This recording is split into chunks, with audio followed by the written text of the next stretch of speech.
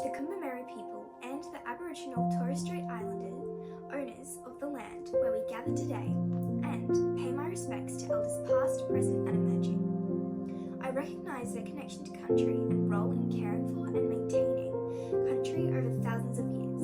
May their strength and wisdom be with us today. So, welcome. I'm so honored to be here to introduce Marcelo. And before I do that, I am deeply honored to be here with folks from San Francisco and Toronto and South Africa and Islamabad and Almaty, Adelaide, Brighton, Mumbai. Yeah, my mind can't wrap itself around that, and it's very exciting. And that we are all here for a very urgent call to action, which is empathy in action, not as a thought, not as just a box to check. So I'm very, very happy to be here. Marcelo Staricoff is professor of education. He runs the master's program at the University of Sussex and has written a book called The Joy of Not Knowing, which I have read and I highly recommend to everyone here. It's his philosophy of education and classroom development and headship and a variety of topics that are very interesting to the world. He is an incredible human being. He devotes a lot of time to voluntary work, and to the university, he gives back all of his wisdom and his collaborations. So, Marcelo, welcome here, and I hand this conference over to you. Thank you so much, Sharmila, for that wonderful and very moving introduction. And thank you so much, Sharmila, Paramita, and Rajashri, for everything that has happened in the last year. It's been since we last met in Prague for a very memorable 6th annual conference last year. We have spent the year planning, strategizing, convening, chatting, and planning the amazing day that, or 2 days, that has now turned out into the 7th Global Empathy Conference. And I'm truly, truly honored to have been asked to chair the conference this year. It's a huge honor and huge privilege, and I am delighted to have been part of this movement, this inspirational group of people that every year meet to make the world a better place. I can't imagine anything more important than the value that empathy brings to the world, and the value that empathy has the power of bringing to an increasingly difficult world. So I'm very, very excited to be here amongst people who have that sense of belief, that sense of value of of transformational impact that living through empathy and with an empathetic through an empathetic lens can bring to the world. Yes, I was very, very lucky in my career. I started my career as a research scientist, and then retrained and became a primary school teacher, and until recently a primary school head teacher. And during that time, what I really valued in creating in the classroom was that sense of empathy, that sense of valuing every individual and creating what I call those communities of inquiry in which every single aspect of life is mimicked in the classroom, and where that innate sense of curiosity is nurtured with the children. And the only way that can happen is through a sense of empathy. And that kind of drove me initially towards a very special direction in education, which is the idea of using philosophy with children and a philosophical approach to the teaching and learning process and to the curriculum.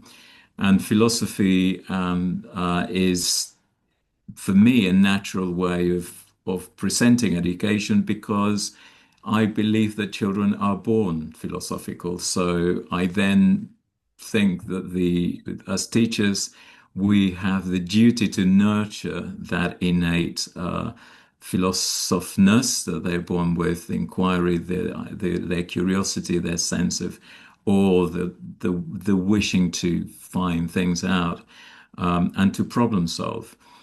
And through the value that I think empathy can bring to whenever people are together, and in the classroom is a perfect example. I started to discover that the sense of the key to enable empathy was to allow the students to have the freedom to not know. So that sense of curiosity became really, really important, and that's how the philosophy, which is now known as a joy of not knowing, arose, and it is based on the values that are co-constructed in a classroom. And that value every single individual. But as so many of you are saying in the chat, that's the values level as a heart of empathy, because it not only allows you to have a sense of how others are feeling, but also that energy and that commitment to act on it, and that sense that we're all working towards a common goal, having a feel of how everybody is viewing the same aspect is really, really, really fascinating. And with all of that, I just wanted to say that I believe that the key to learning, the key to being together in society and in a classroom environment, for me, is how the teacher or the other person that you're dealing with feels that they feel about you. So how a student feels that the teacher feels about them is so key, isn't it? To think that sense of that's what for me drives the empathy cycle in any environment. So I'm absolutely delighted to be part of this, and also I think we as a group we have such a huge role to play in the future, particularly with technology and artificial intelligence now coming, and that sense of really not knowing, when we talk about empathy and we're feeling about others, AI and technology is now making that process incredibly difficult because we don't know whether what we are feeling is because of something that is true or not. So it's a very, very complex world that we are entering. But I think empathy has all the key answers, the key strategies, the key the components that will allow all of us to hopefully try and promote and do our own little bits to promote a better world for everyone. It's incredibly special that this conference brings together so many people from so many parts of the world. I mean, it's just a unique thing that Sharmila and Paramita and Rajashji, you've created something so incredibly special and so incredibly valuable. And I loved very, very much what you said, George, right at the beginning, that we shouldn't see this as a 1-2 day time together, but my hope is that we see this as the beginning of something, of a lifetime of collaboration and a lifetime of friendship, in so many ways. So yes, it's with huge pleasure, with huge honor, with huge privilege that I now officially open the seventh Global Empathy Conference. And to do that, I think we should now hand over to Rajastri, who has very, very exciting news to share with us all. Thank you. This is something very interesting and very exciting. I'm so happy to share this. This is an award announcement. And before we actually dive into today's powerful sessions, I'm thrilled to share some heartening news that affects the spirit of this very conference. Just yesterday, at the South Australia Volunteer Awards 2025, Virtual School Australia, the organizing force behind the global gathering, was honored with the Premier's Award for Corporate Social Responsibility. This award recognizes Virtual School Australia's incredible volunteer-powered efforts in education and community building. From delivering joyful and creative STEAM programs to refugee and low-income students, to running free online classes, writing festivals, and street plays and digital plays, VSA is lighting up learning spaces with empathy, innovation, and hope across the world. To every volunteer who's been part of this journey, this is your moment too. So congratulations, Virtual School Australia, and thank you for reminding us all what empathy in action looks like. So this is what the finalists, out of the 3 top finalists, which is displayed on the big photograph, Virtual School was highlighted as the second. And the best part is, I think, this was the first award which was displayed, the Premier's Award for Corporate Social Responsibility. This was the first award that was being given to amongst the list which was displayed or presented. This was the first. And Paramita, who was there, our team member, and Liz also was there. Unfortunately, I could not travel so far. But I thank Paramita for presenting it live, and I could watch it from there. Thank you, Paramita. And the Premier Award presented by the Government of South Australia and Volunteering South SA and NT. See, the reasons behind why we received it is because of the volunteer-powered platform, offers creative, empathy-driven STEAM learning, supports refugees and low-income learners, hosts writing festival, digital plays, and community street theatre. And I should thank our team members and all the volunteers, Paramita Roy, Director of VSA, Liz Borden, and all the team members and volunteers across the globe for helping this to happen.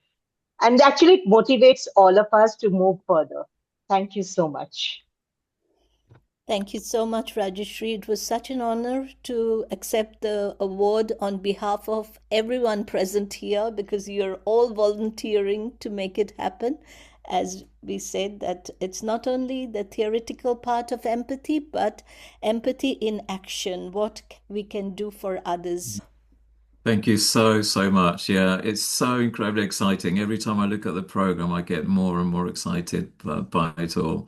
It's so special that our conferences always bring a transgenerational focus. So we have all, transcultural and transgenerational, and the particularly the role that students play, and that lovely introduction by the student is always such a big feature of our conferences. So absolutely delighted with it all. So we move on to our first session, which I'm incredibly enthused to introduce and to present. And we have the enormous honor of being in the presence of such eminent poets, and we can't wait to see your session. The session is called Word by Word: Mapping Empathy Through Modern Poetics, and it's going to be chaired. It's a round robin session based on the format of musicians who gather in a circle and take turns singing, but in this case, they take turns reading. The chair of the session is Herb Bryce, who is an internationally published poet. I've been doing lots of research, Herb, and it's absolutely fascinating to read all your work. Herb Bryce is Herb W. Bryce is the author of Alzheimer's poems, the book called Chasing a Butterfly. It's the official bard in the park with the Royal City Literary Art Society.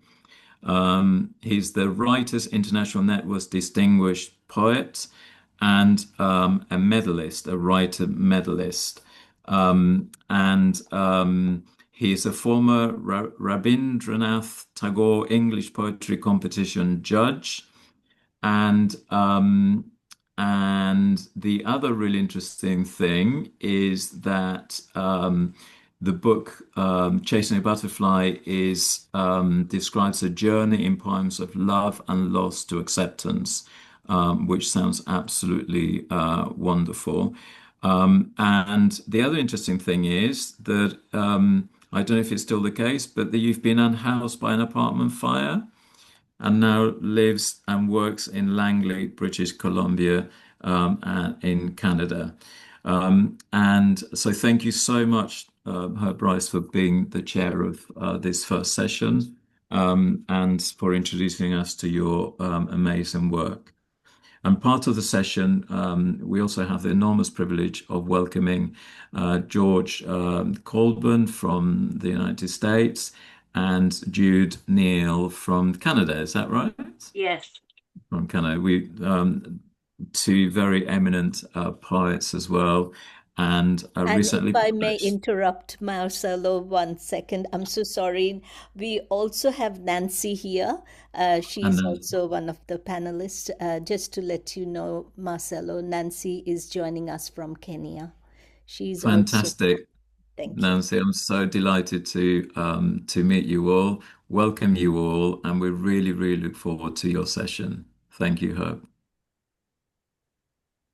Thank you so much. And thank you to Paramita for being the contact person who is, shall we say, responsible for me being here.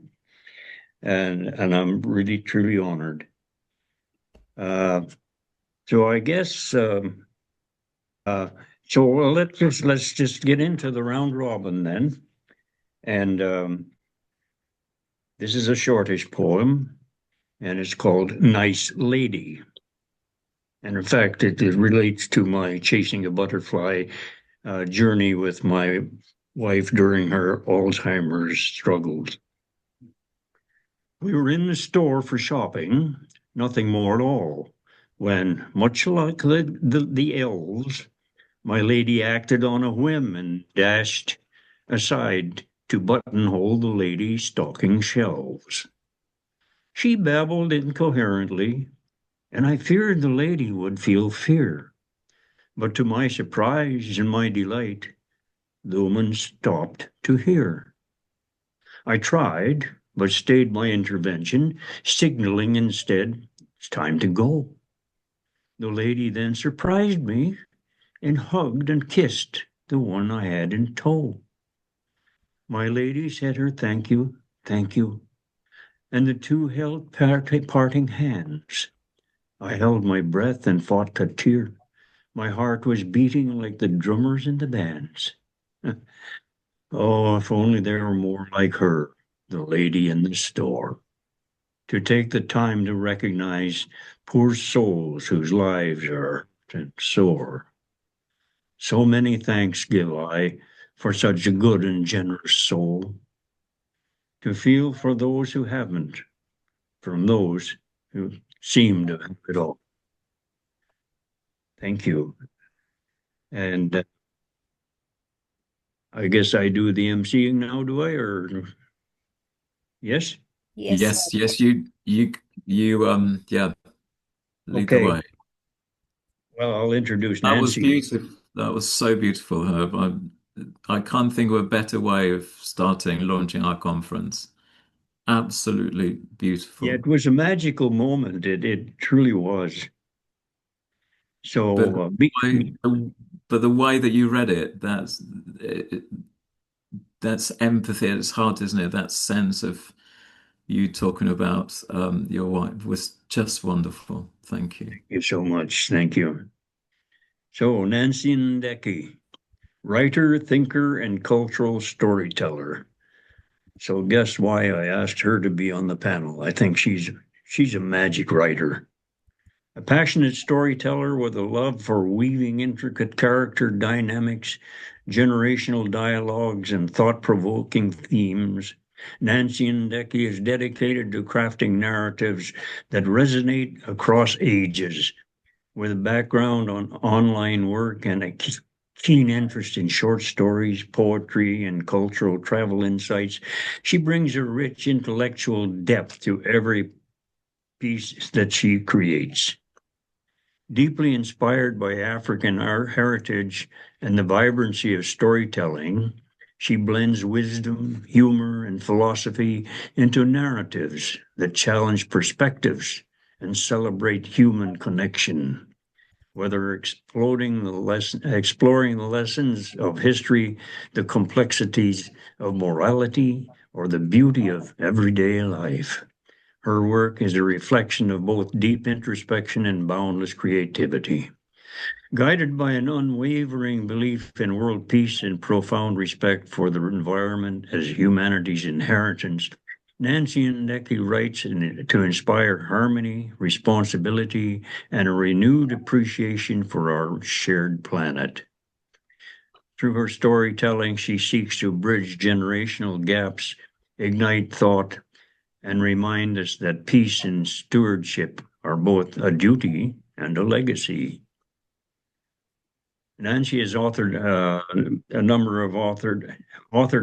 of poetry books and has had her works featured in several international platforms, and is a firm believer in telling and sharing of our stories in preferred genres for better understanding of each other. In other words, she lives empathy. Nancy, let's hear your poetry, please.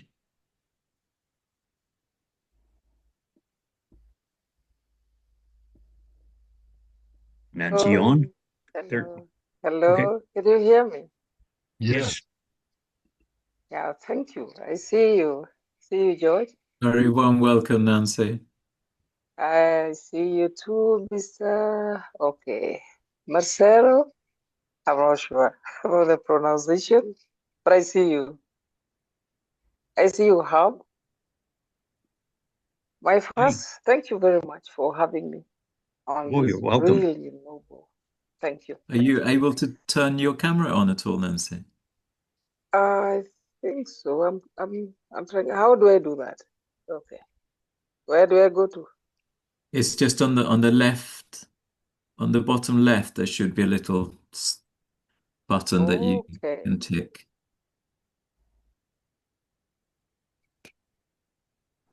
There you go. Amazing. Oh, thank Amazing. you. So Thank you. wonderful. That makes such a Hey, difference. Nancy. Wonderful to see you.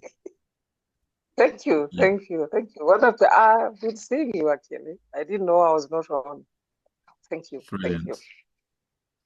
So again, thank you for having me.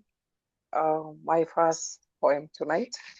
It's some 10 minutes to 11 in Nairobi, and the weather is great, if I may say so. My first poem this evening is titled "The Most Desired Flame." I hope you get the gist of it. I'm sure my pronunciation is different from yours. In the hush between heartbeats, in the breath before the word, there are stars the one most longed for, though rarely seen or heard. Not gold, no fleeting beauty, no fame's bright brittle crown, but a compassion fierce and tender, lifting words when they fall down. It walks in quiet kitchen, where a mother holds a child. It stands in streets of sorrow, where the heart and raw run wild. It bends to mend the broken. It listens through the dim. It wraps a cloak of mercy, where the cold of hate seeps in. Rhythmic as the oceans, pulsing, steady like the moon. It rises in the humble heart. It hums the timeless tune. Not weakness, but a power. Not softness, but a might. Compassion is the lantern in humanity's long night. The world now craves its presence in the boardrooms, in the pews, in policy, in protest, in the headlines, in the news. A world grown sharp with hunger, with profit's hardened gaze, is aching for the kindness that sets the soul ablaze. O brethren, you months, carry it like wildfire. Let it leap from hand to hand. Let voices speak its justice. Let feet walk where few stand. For in this fleeting moment, where division scatters deep, compassion is the treasure we must ache to hold and keep. That's my first poem. Do I have a chance to read the second one? Or Beautiful, beautiful. hello? Thank you. You're right. Thank you. Delightful. Okay. Let's meet George Colburn. Yes, please. George Colburn is an award-winning poet and lifelong member of St. Paul, Minnesota. He was awarded the Veterans Voices Award in 2019 from the Minnesota Humanities Commission. Has published 4 books of poetry and has published in numerous poetry anthologies and literary magazines, and continues to read his poetry throughout the Twin Cities. As the son of a deaf parent, as the son of deaf parents, his work is strongly influenced by his experience as an interpreter for his parents and the larger world, and by his exposure to the deaf community. This and his service as a Vietnam veteran has brought out empathy in many forms. I was sorry for the stumble there.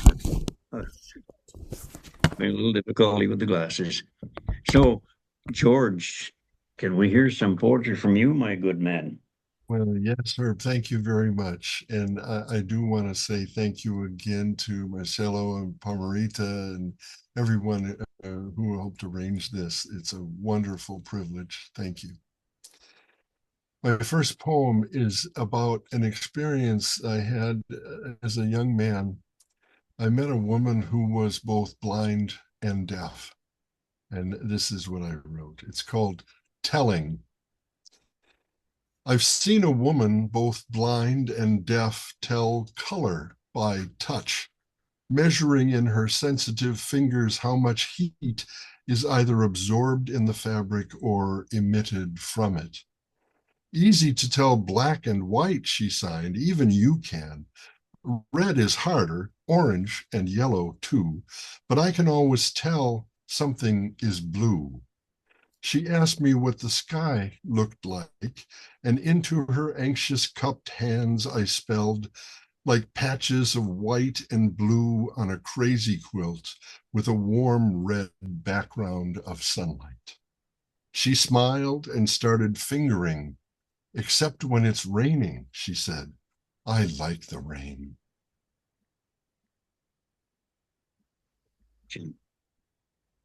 Thank you, George. Beautiful. Okay, to complete round one, we'll hear from Jude.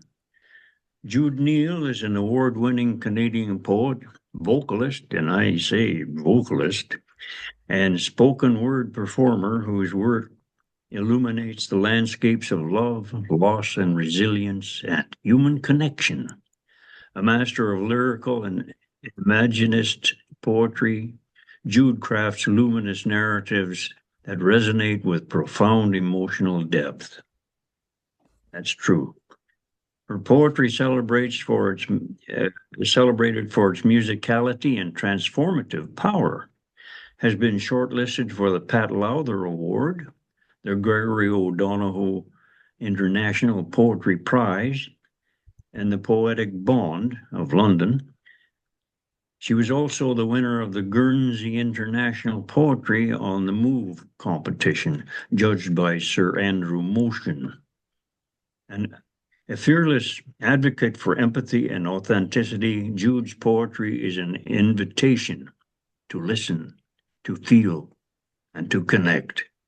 Her work, both intimate and universal, reminds us that even in the darkest moments, light endures. With 14 books to her name, her legacy is one of unyielding truth, breathtaking imagery, and a commitment to illuminating the human spirit. I see George nodding in agreement. Jude is a treasure. Jude, can we hear your poem, please? Absolutely. A friend of mine lost her husband a month ago, 55 years of marriage, which made me want to write a special empathy suite dealing with loss. And the first poem I'm going to read is called The Hollow Season. The season holds its breath, thin as ice on glass, a hush that bends the air towards remembering. I walk the orchard's edge, my hands heavy with frost, my shadow thinning into the pale blue hush. Even in this hollow light, the ground prepares the quiet resurrection. Roots stir below, dreaming of blossoms they've not yet seen. I kneel where snow has melted into truth, my palms against the soil like prayer. Everything here waits without panic. Even the wind comes in gentle hush, tucking into the crack of bare trees. Somewhere, a crow lifts off, and the silence breaks just enough to feel the world turning. That is enough. That is everything.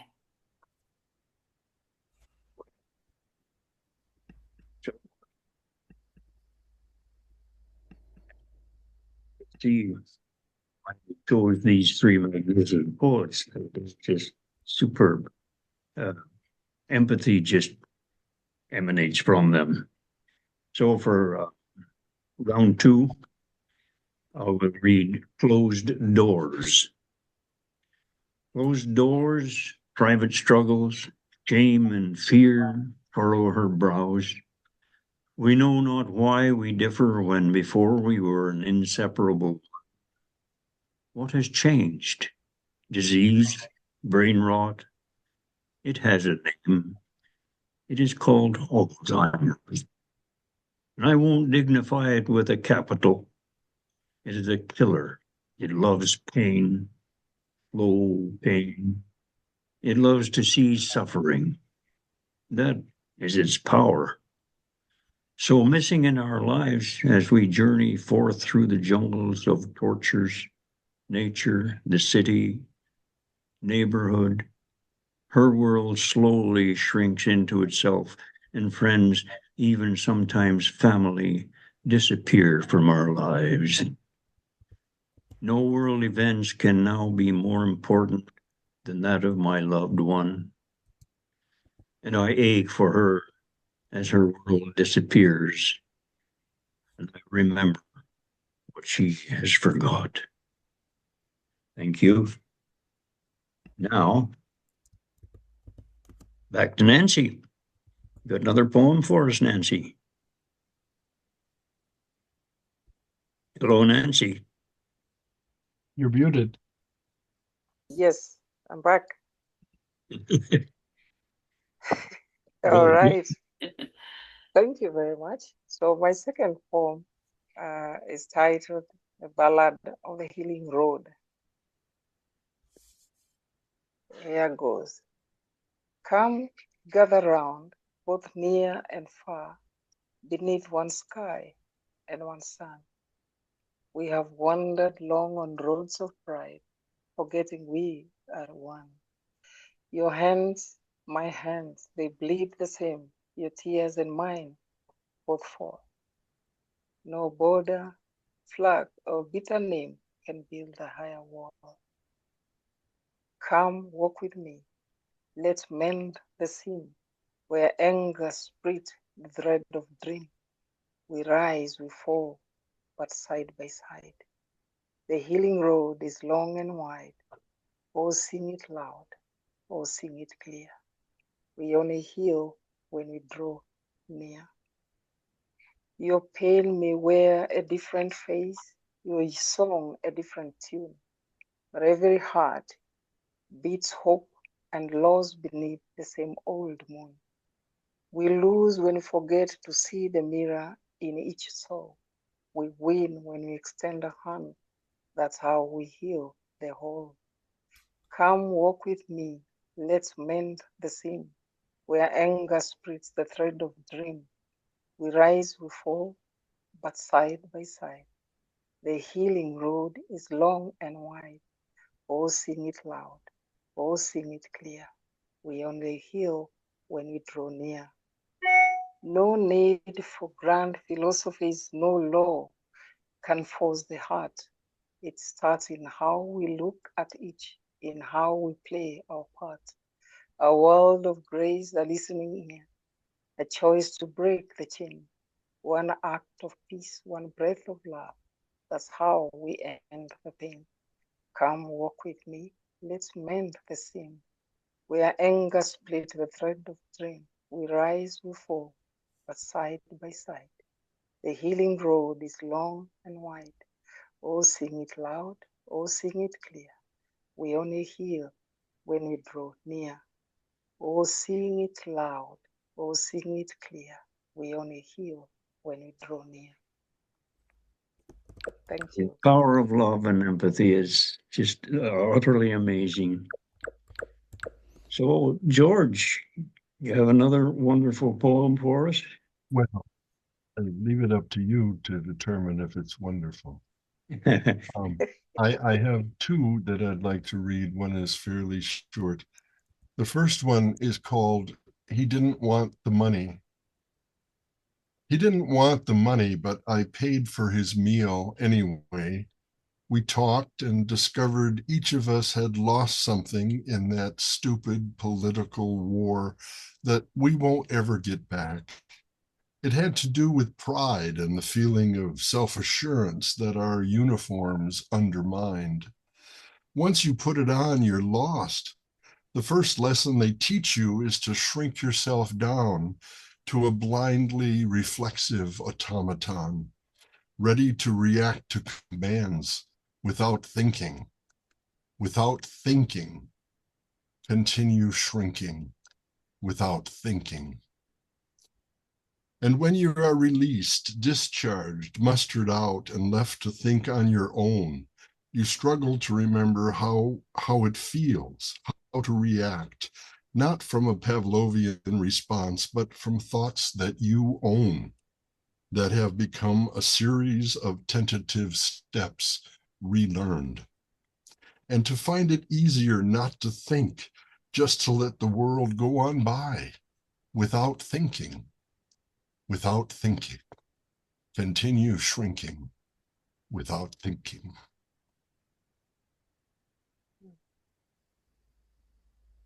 This is great. Next one I wrote for my father-in-law. He had a difficult time in World War II. He left home believing he would never come back. He served on a French Free Navy ship and was a participant in the bombardment of Normandy. Later on, he was one of the first to witness the destruction of Nagasaki after the bomb. Wow. The poem is called He Never Said anything about it except that he was there, walking through the devastation of Nagasaki, part of the first group of Allied soldiers to wander past living corpses in smoky rags, and the ocean of tears and sighs and dead. I tried once to get him to form the words around it, must have shared it. I saw Vietnam and I thought I could understand, but when I looked at him, I said, no, don't put it out there. Keep it inside. Those words would burn your lips, make your eyes bleed again for no good reason. I don't need to hear. He nodded silently, then showed me where the photos were and said I could look if I wanted, but I should do it when he's gone, when he's no longer around to feel it. Amazing, George. Amazing. It's deep, doesn't it? With the experience of being a soldier and all and that whole deaf world. You can't go through that without learning about empathy, I think. So after George comes Jude again. So go ahead, Jude. Okay, thank you.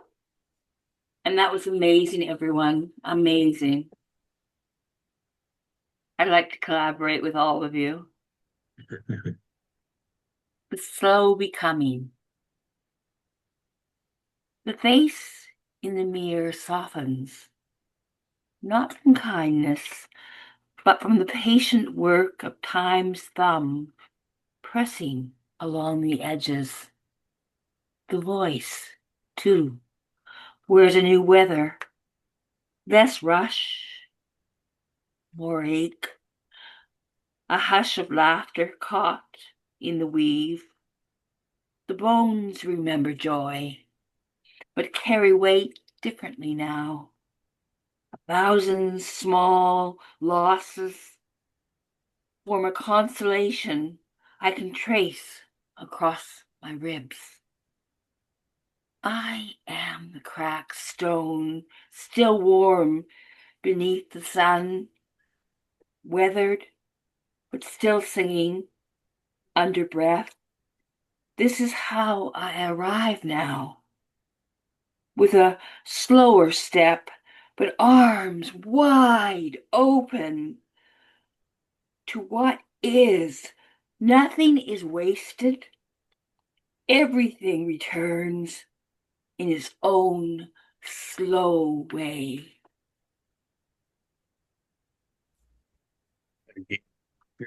Sounds so much. Thank you. Thank you. Thank Thank you. you. Thank you. It was very moving. Thank you. Okay. What is this, round three? Sorry to interrupt. Just to say, we've lost your camera. I don't know if that's intentional or not. Mine? Yeah. Yeah. No, I No. don't know how to fix it. Oh, there you go. There. Almost. Yeah, I've got a new computer here. It's never a good idea to go with a new computer, but the old one was basically dying on me. And I've got the switch here and the light is on, but it's not working. Don't worry. It's fine. Don't worry. Okay. Well, here's a street scene from the royal city of New Westminster, where I am in the park, New Westminster. It's called Craggy Face. Road map deeply gouged into his face, 1,000 stories to tell, but his GSP cannot remember them. The mile posts are all knocked down, too many smokes and broken spokes, too many foreigners missed, way too many times simply missed. If only better choices had been made, but too many changes made to be stayed. Like the poor lost waif that he was when young, he is an old panhandler begging for another cigarette, a couple bucks to buy another beer. Still, that craggy face, a photographer's delight, a painter's dream, open canvas to fill, a storyteller's imagination tripped to string a story for to tell, maybe a moral to make an ending of. Others profit from this craggy face, no permission asked, no thanks given, and call themselves painter, poet grand, including me. While on the street, come late at night, craggy face has no place to sleep, deprived of all the famous mileposts written in his face. Still, behind the waving branches, there are his hands. His craggy face grins. He laughs. He jokes. Still flow free, like free beer. Know as well, so far as he knows. That's how life goes. His fellow beats likewise, and as I pass the scene in the street, craggy face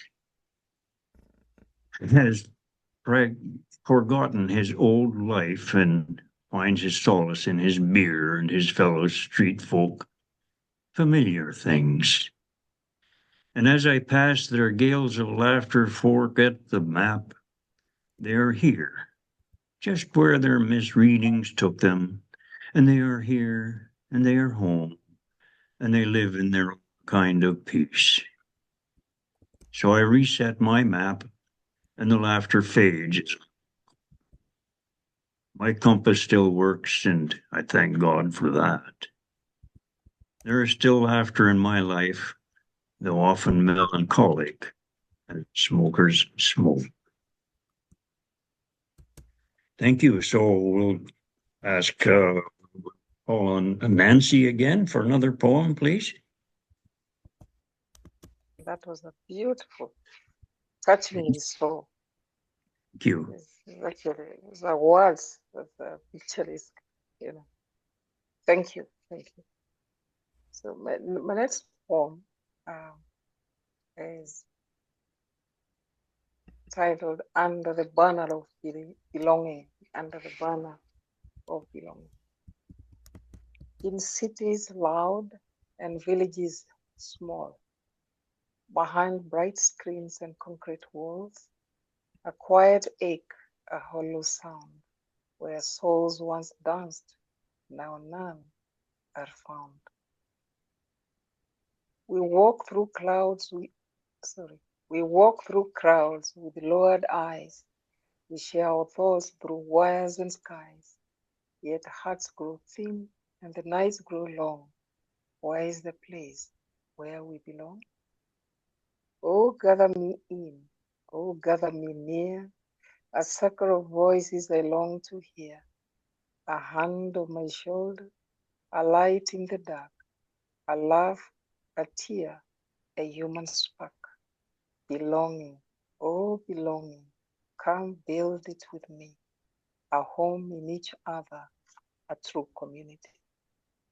No mansion gates, no perfect face, no need for wealth to claim a space. Belonging blooms where kindness soars, where someone stays, where sorrow shows.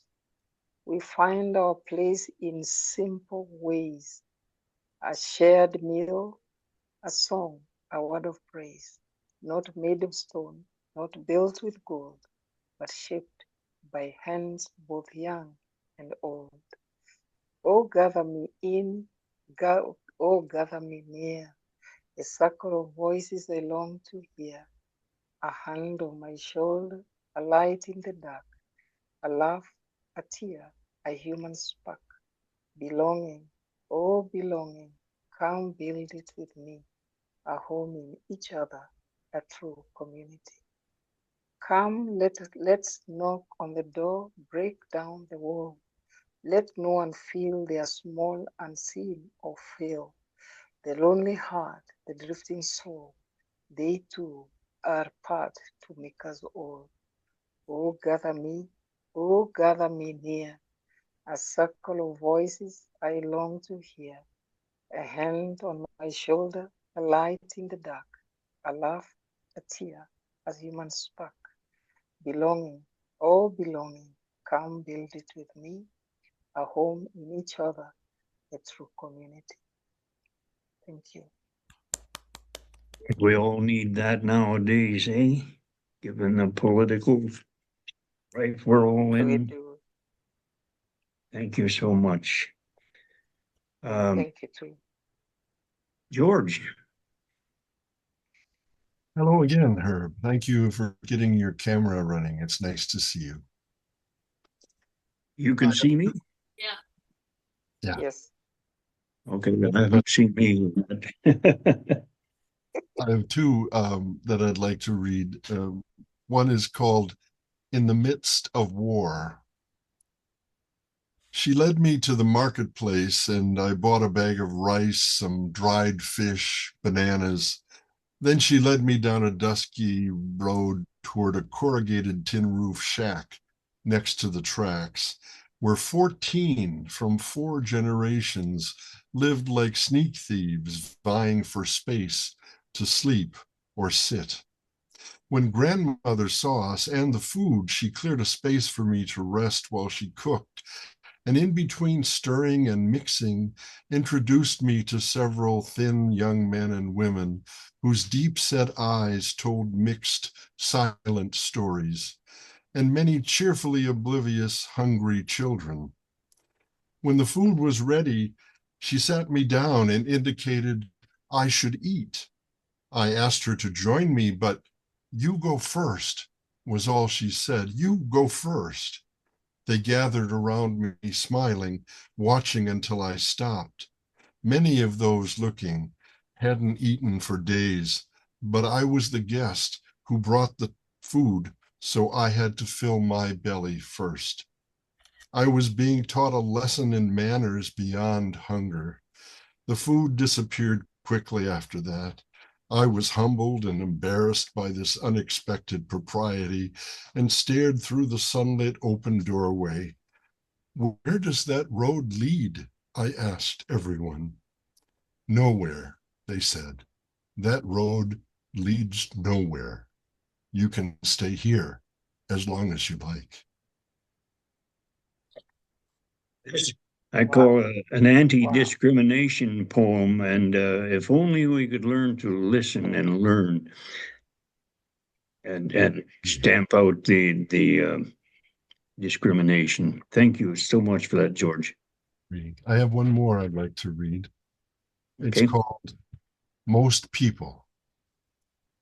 Most people are the gray halftones, the watermarks of life alone, fine outlines most totally unknown, crafted details only shown if you take the time, create the time to hold them up to light. It isn't right, but no one does. They just go on and change as little as required to get by.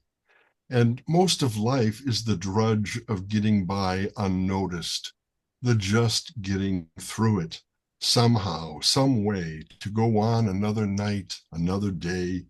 Even most of the pleasures we tout as wonders and joys are quiet things without the noise of exuberance. Just the noticing that something did not go wrong, is enough to let us sleep contentedly in our own dreams, snores, and metaphors. George. Wow. George writes Awesome. Awesome. short poems, which I call thumbnail poems, and they're just little masterpieces. Thanks, George. Thank you, Herb. Jude. Glasses on now so I can see. Right. I won't have to make it up. This is called The Morning House. Curtains drawn, shoes still by the door. Your voice has dropped in volume. It's okay. Try again. Curtains drawn, shoes still by the door. Okay. The morning house does not wail. It waits, dust in its throat, walls breathing softly for the return that will never come. Each room holds a name, not spoken, a scent, not faded. The floors creak like memory, mirrors turn inward to keep from reflecting loss. Even light behaves gently, soft around the edges, afraid to startle what grief has laid bare. We do not clean the windows. We let the shadows stay. They know how to sit with sorrow.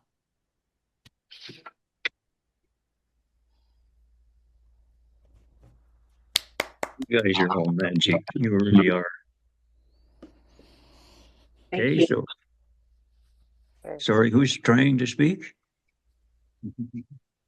No one. Okay. Maybe it was my echo. Okay. I am ready. I am ready to take a walk. She has to unload her purse. She dumps everything out in case there's something else that she needs. Painstaking it is, waiting for the big miscellany to sort. So I am ready to take that walk, and she forgets what she had forgot. She changes her coat. The style is not quite right for the walk. So I'm ready after a rest to start all over again. She taps her toes as she sits. The delay is obviously me. I sigh, and we head for the door. But wait, she has to pee. I am ready to give it all up, but she is anxious to go. But after the delay, it is now I who has to go pee. So I come back out and I'm ready to go, but she is fixing her hair. I heave a sigh and I take a chair and she says, "Don't you do." I want to give up on the walk. It doesn't seem to be worth. But she says, "Come on then, dear. To miss our chance would be a sin. We're ready to go." I open the door and the rain comes sweeping in. Thank you.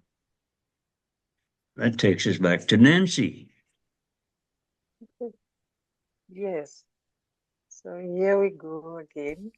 And this time the poem I'm reading is titled The Masquerade of Liars. Oh, come, step right up to the market of lies, where truth wears a mask and the schemer's prize is a crown span of clicks and a throne built on views. And the louder the nonsense, the more they amuse. See them dance, the lords of spin, with velvet tongues and plastic grins. They whisper soft, "I know what's real," while swapping facts for empty zeal. They peddle doubt in golden jars. They package rumors as bright stars. And love, oh love, the people buy, for scandal sells while truth runs dry. Oh, hail the king of double tongue, whose stories drip from sharpened lungs. Oh, raise the toast, oh, cheer the feast, where lies grow fat and truth's the beast. But mind you, friend, the joke's on thee, for lies, once fed, devour free. The schemers sit in smoky rooms, deciding all the crowd consumes. A sprinkle of fear, a dash of rage. Let's set the world on fire on stage. They mock the fools who share their thread, who think I'm smart, I'm streetwise fed. Yet every click, each retweet blast, changes minds to shadows and spreads the past. But truth, oh sly and stubborn thing, keeps humming under every steam.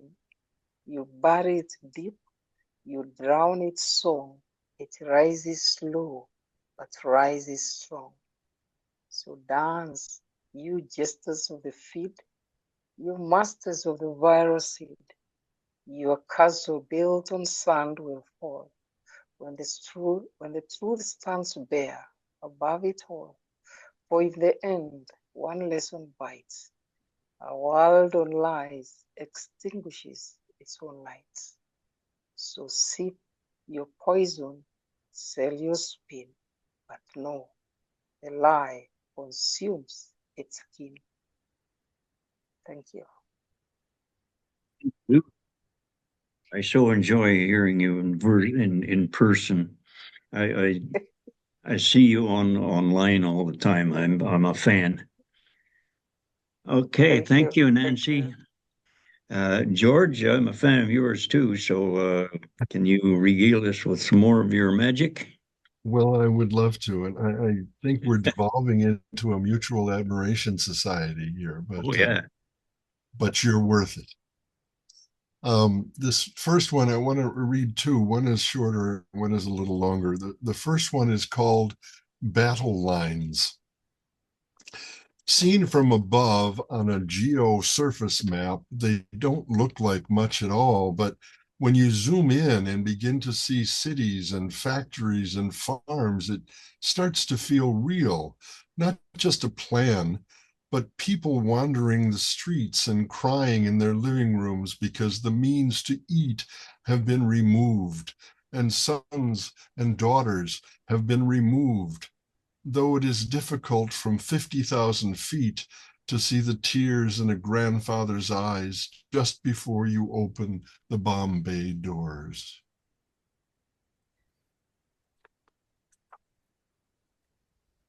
This next one is called The Peripheral Damage is Us. They killed her the first time outside Harrods. She was just arriving for high tea.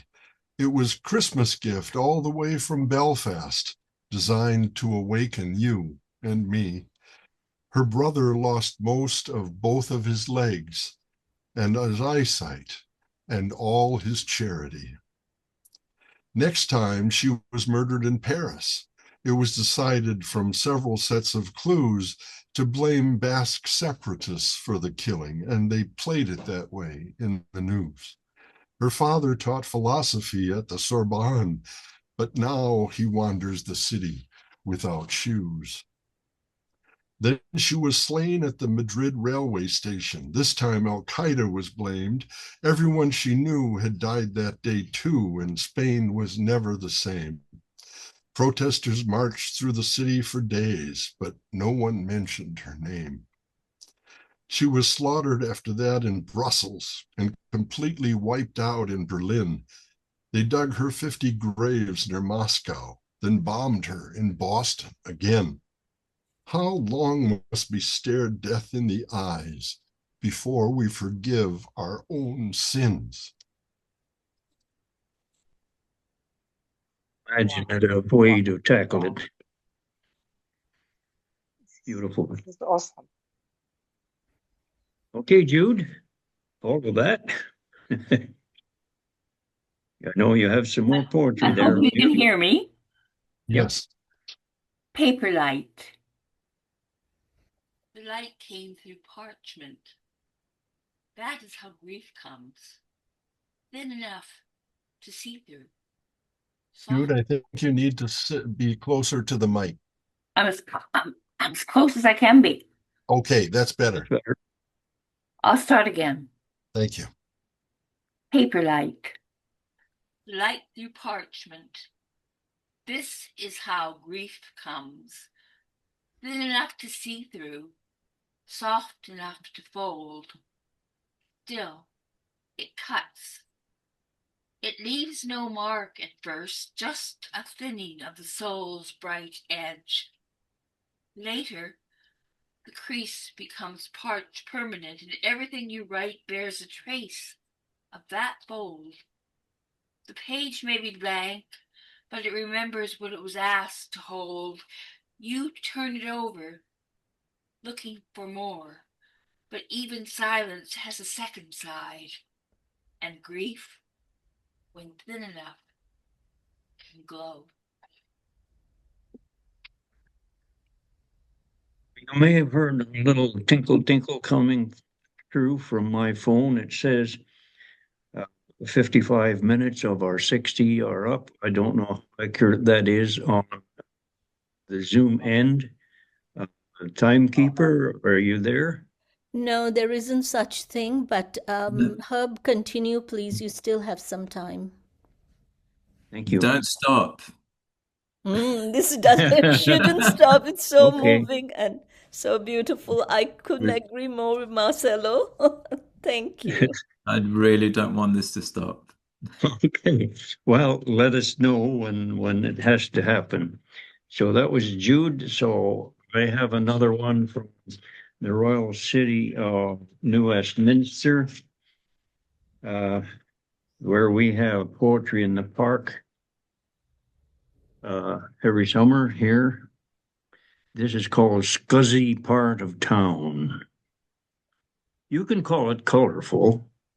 It teems with colorful folk, like old Martin, who talks to himself. He's the one with all the clever answers. And lettuce Linde, who is a walking flower garden. And Flighty Phil, who never settles down. And Loopy Lou, who is a man, who is a woman, who is a man. And Simple Sam, who has been gnawing on the same cigar for 6 months. Or Rotten Ron, with decayed teeth, hanging out with heavy Harry, who has no teeth at all, and all the rest. They're the best warm-hearted souls all, who would give their tatted shirt from off their back if they saw you needed one. And oh, you can call them colorful, 'cause they exist in the scuzzy part of town. And you can say that their luck is down. Feel sorry all you want, but until you live the life they live, your concern is wasted on the Lord, 'cause it isn't them what's out of their gourd. They're only doing what they need to do to be done to survive. And that's not T-bone steak or vinegar, vintage wine. They're paying for their mistakes, misfortunes, or the fault of their mistaken kind. Oh, you do your acts of mercy from out your heart, but you leave them on the street. There must be home. The street's no home, neither for man nor beast. And while you feast, they must fight for crumbs. And so you call them bums. Best left to themselves right there, in the scuzzy part of town. They don't need your pity. They empathize themselves. Okay, Nancy, Thank You you. get All right. Okay. All right. Okay. I'm going to read a poem with the title, Paths We Must Not Walk. It's a narrative poem. There are roads, routes, paths, and highways that we must not walk. The morally bankrupt path where the end justifies the means, a shortcut paved in silken lies and golden screams. The alleys of political beasts with their electorates, with cruel abandon, forked tongues, slicing fate. We must not walk. Where high priests in robes of snow feast on flocks with gospel show, their tongues dipped in holy oil, yet hearts blackened by selfish spoil. They thunder blessings with empty breath, while burying hope in a prophet's death. Beware the boulevard of viral thrills, where mischief wears glamour and pleasure kills. The circus of screens where dignity dies, and pain becomes a punchline in picture disguise, where broken bodies make trending reels, and shame is danced in high heels. We must not trail the path where war is sold as honor bright, where missiles masquerade as beams of light, and orphans are called acceptable loss by those who never count the cost. There is a crooked track paved in currency's glow, where men trade truth for a brief cameo, where justice is auctioned behind closed doors, and silence is stitched into refugee souls. We must not step into the corridor of colorless hate, where skin becomes a prison gate, where accents are chains and names are sins, and difference is demonized from within. And woe unto the winding road, where womanhood is torn and sold, where sharp steel meets flesh too young, and songs of sorrow remain unsung, where wombs are wounded in tradition's name, yet elders speak with zero shame. But listen, there is a path, a narrow path, where hearts don't harden but learn to stay, a trail where tears are not mocked but caught, and strangers are sisters, not battles to be fought. This is the highway of empathy, paved with stories we dare to hear, a road lit by the courage of listening, where no one's pain is missing, where we walk with, not over each other, and power kneels to the another. Let us choose that higher ground, where soul meets soul without battleground, where wealth is measured in kindness spent, and mercy walks with no regret. We must abandon those beastly streets and learn the ways where cruelty repeats, and build with breath and open hands a world where love makes its final stand. So when the crowd chants, this way, pause, search for the silent path that leads astray, to compassion's gate where the meek speak loud, and justice walks bare among the crowd. For there are roads we must not walk, and one that we must. Thank you. Nancy, that was lovely. Thank you. Thank you. Thank you. Thank you.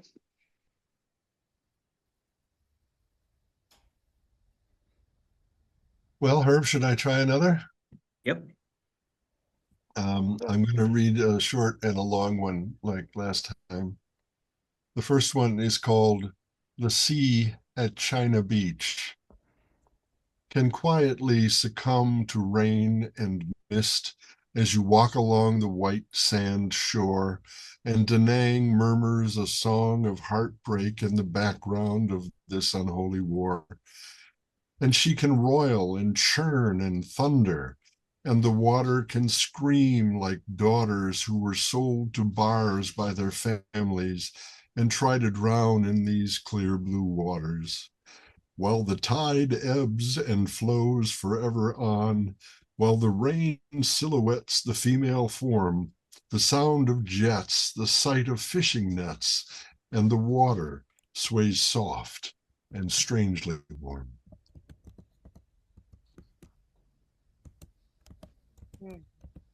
This next one is called The Briefing, Cam Bay, Vietnam, 1970.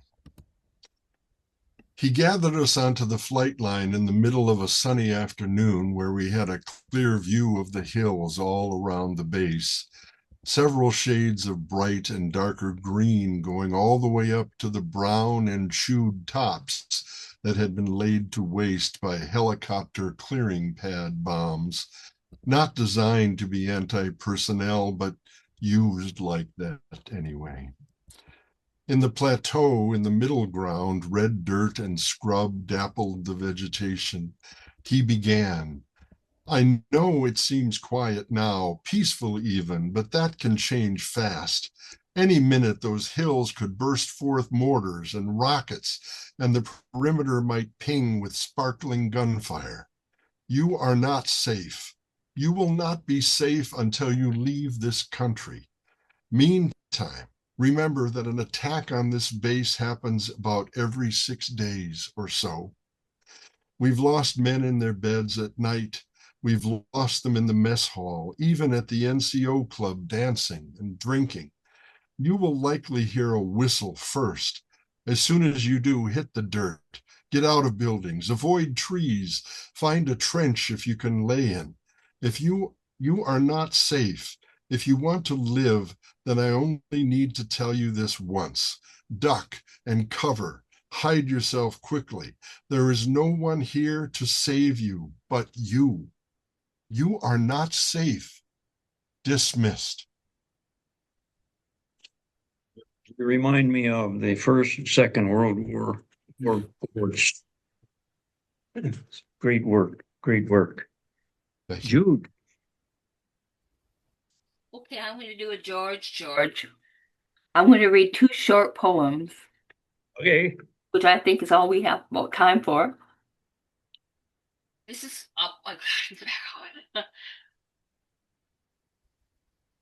a map of gentle ruins. Yeah, speak right up to the mic. I'm sorry. Draw a map with soft edges, rivers that remember your name, forests that weep when you pass. Runes are only runes because we once believed they would last forever.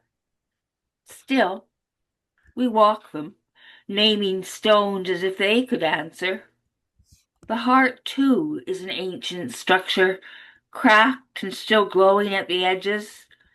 I trace the broken paths with care, as if kindness could be cartography. If I'm lucky, these ruins will bloom again, a garden built on the bones of hope. And I'd like to end with this. The last door. A door no one saw me open. I walked through without shoes, without sound. What I found was not an end, but a quiet beginning wrapped in the dark of knowing. There is peace here, enough to stay or to go. I do not knock, I do not wait. I walk in like I belong because I do. Behind me, the latch does not close. It waits for the next soft hand to turn it. Thank you.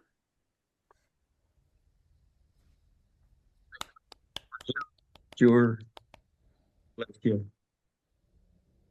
Sometimes an inanimate object can remind you of earlier empathy episodes in your life. This is about 2 pink sweaters. Her smell, her shape still there, the shadow of her, the memories captured there within, the many sighs, a tear or three. Somehow these two pink sweaters hold me in their arms. They personify her presence still felt, the joy of her essence, all there. The rest can go. I can learn not to care. She never lied. I often cried for the beauty of it all. And so,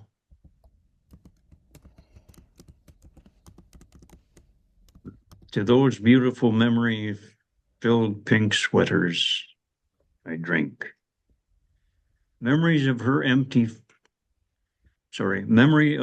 memories of her empathy for folks, torn bodies, little ones, baby animals, wounded and lost ones. She cried for them all. She had the hearts of the indigenous ones. She was a beacon showing the way. Her two pink sweaters were all this and more. How could I part with them? I gently lay them to rest in her sweater drawer, still feeling the loss of such a gentle soul. Thank you. I'm going to have to do something really, really difficult now. You cool man. And yes, and without, I really don't want to, but I think we're going to have to say the most enormous thank you, just in terms of the conference for now, for George, Jude, Herb, and Nancy. I haven't got the words to express what you've taken us all through in the last hour or so. I can't remember going through so many emotions, so many feelings, so many thoughts of wonder and hope and enjoyment and being emotionally moved. You only have to, and we must send you the comments in the chats. I'm not sure that you're following them, but they are beyond belief what people are saying, how you are touching, and the impact that you've had on us today is truly, truly beyond any expectations or anything I've ever experienced before. It's given me an idea, well, it's given me a couple of ideas. One which I will act on in a second, because as chair I can take a little luxury and share with you something really special that you've inspired through your session. But the other idea is that I think this has been so amazingly wonderful and powerful that it would be amazing, I think, as a result of tonight, to set up a monthly, bi-monthly get together with yourselves and anyone else that would like to, but just to keep being together like this and keep reading and keep sharing and keep. This is my definition of human flourishing. I just think it's gone way beyond the remit of our conference, and it's just touched anything and everything I could ever have imagined just with your session. So I think we must repeat this on a regular basis, and I could listen to you, all four of you, forever. It's just been so amazing. The power of music and the power of poetry for me has a very personal resonance as well. I think music and poetry are the two vehicles with which societies fight, struggle, and the protest movements that I've been very much a part of in Latin America through all the struggles of the 70s was all driven through music and through poetry. And I think you demonstrated today the power that has in bringing people together, the empathy that you've shown through your poetry is absolutely beyond beyond words, and it just shows also what showed us tonight, because we can read poetry and it has an impact, but listening to yourselves is just it's just so moving. Your performance, your words, your feelings, how you portray your work is truly, truly extraordinary. But I want to finish, if I'm allowed, with a little something that's really special that brings us back to how we started and my life in primary school. This book, called Once Upon a Slime, was the production of the children. When I say head teacher of Hertford Infants Nursery School, the children in reception worked with a poet, Roger Stevens, for a week, and then created this book of poems, which is absolutely beautiful. But as head of the school, I wanted to write the preface. I love writing poetry. I wanted to write the preface, and to introduce the book. And what I wanted to share with you all today is that for me, poetry is something that comes from the heart. And when it comes from the heart, it means that the person usually has to write in their home first language. That's something that's really, really special. Even if we have a second or third language, poetry tends to come from deep inside us, which tends to be our first language. And a lot of the philosophy, the Joy of Not Knowing philosophy, to make children feel really included and that empathetic way, showing how empathy can play such a big part in the classroom, is to enable them to engage with the curriculum multilingually. So to use the language of their choice, or the whole richness of language that they have, to express themselves. And that's particularly true in poetry. And I'm just going to prove it to you, because when I wrote the preface to the poem, I couldn't write it in English. I had to write it in Spanish, which is my first language. And I just want to read, if I may, read to you a little poem, the actual little poem, which is very short, but it's very powerful. And then I'll read you the translation, which is on the back. And I just want to show the difference in how poetry it emanates from the poet if it's in their own language. Here it goes. It's called Un Canto para Hartford, a song for Hartford. Aquí me pongo a cantar al compás de mi escuela, con todos los chicos adentro, aprendiendo tanto cada día. Me toca a mí ser el centro de toda nuestra filosofía. That's the opening line. And that, if I translate it, you can see how, I hope somebody understands Spanish here, but it's so wonderful and deep. If I translate into English, it's here I begin to sing to the beat of my school. With all the children here, learning so much day by day, my destiny is to be at the heart of our philosophy. No meaning at all compared to the depth and meaning of the Spanish. But I just wanted to share with you. And then we can't end this session without sharing a poem from the children. It's called Big. These are 5-year-olds. Big blue sky, bigger than you, bigger than me, big blue sky.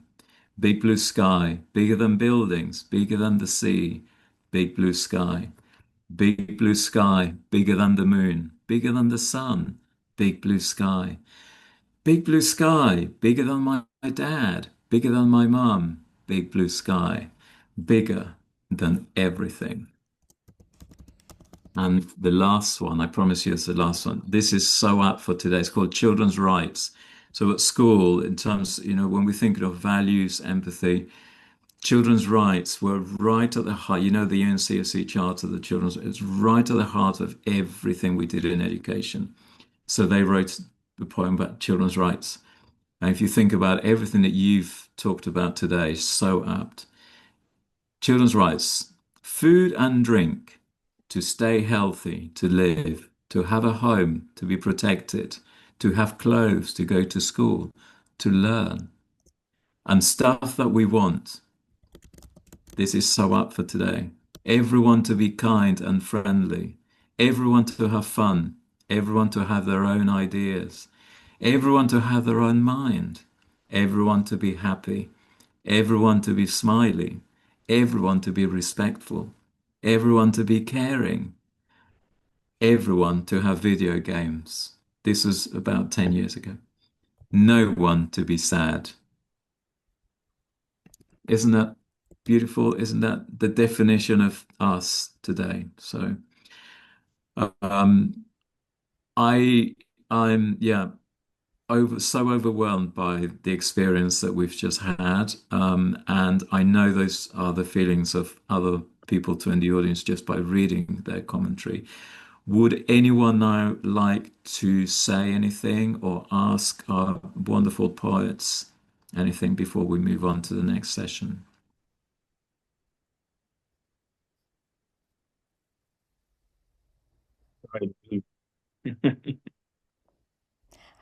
How did it feel for you, for?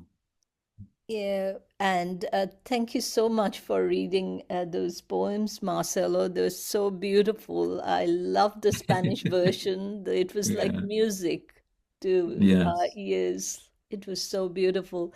I'm just I will read wondering. the rest when we finish on Sunday. Absolutely. And I think, Herb, you won't mind saying, if you would like to say anything to, like closing or anything you would like to say as final words, Herb, uh, I mean, to end this session, Marcelo and I'm sure Marcelo will agree with me. We don't want to end this session, but for those who are joining us from Europe, it's very late night for them. I'm sure everyone understands here, and there are girls who are sharing their favorite poems in the chat, and we will definitely have those sometime. But Herb, over to you if you want to say anything about this, or as Marcelo said, we will continue this, of course. That's a great idea, Marcelo. Thank you.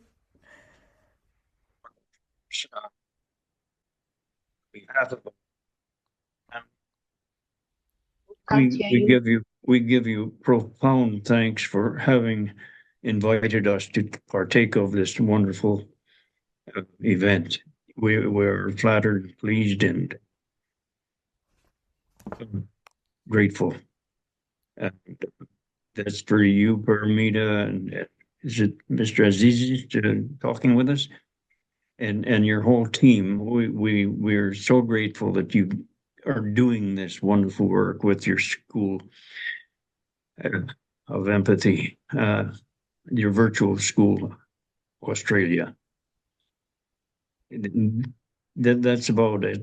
Just so we want to all keep in touch, and we all want to keep writing, and we all want to keep reading to you. And farewell for now, and we'll look forward to working with you in the future. Thank you all. Thank you so much. Thank you so Thank you much. again. And Thank you so much. Thank you so much. we The will be best possible sharing. start we could have had. That's right. We will be sharing this session on our website, and rest assured that it will be played and replayed long after this conference concludes. And the girls they have become a big fan of yours. You have a fan club here. George, Jude, Herb, and Nancy. Oh, what powerful words. A beautiful session we had. Yeah, and we would. Paramita, one more thing. Now I'm Yeah, going to please forget go what I ahead. was going to say. Your reactions. This is why we write, and so you inspire us to keep writing. Thank you for that. Oh, Yeah. Fantastic. Thank you so much for being with us today. This is a very exciting moment where we are going to contribute a session to the as part of the Global Empathy Conference 2025 on what we believe that the role that empathy plays in our lives, and the role that empathy plays in our professional lives. And really interesting, right at the end, we will all talk about the role that we think empathy can have in creating a better world. So we're really, really delighted, Sharmila and I, delighted to be joined by so many wonderful people from all around the world. And we just know, before we start our discussion, we're just going to do a little bit of an introduction to welcome everybody to our session. So I'll go first. And my name is Marcelo Staricoff, and I'm an assistant professor in education at the University of Sussex. And I am the course leader for the Masters in Education program, and also teach on the BA Primary and Early Years course, a teacher training course with QTS. And prior to being at the university, I was a primary school head teacher, where empathy formed the whole infrastructure of the philosophy of the school. And prior to that, I was a research scientist.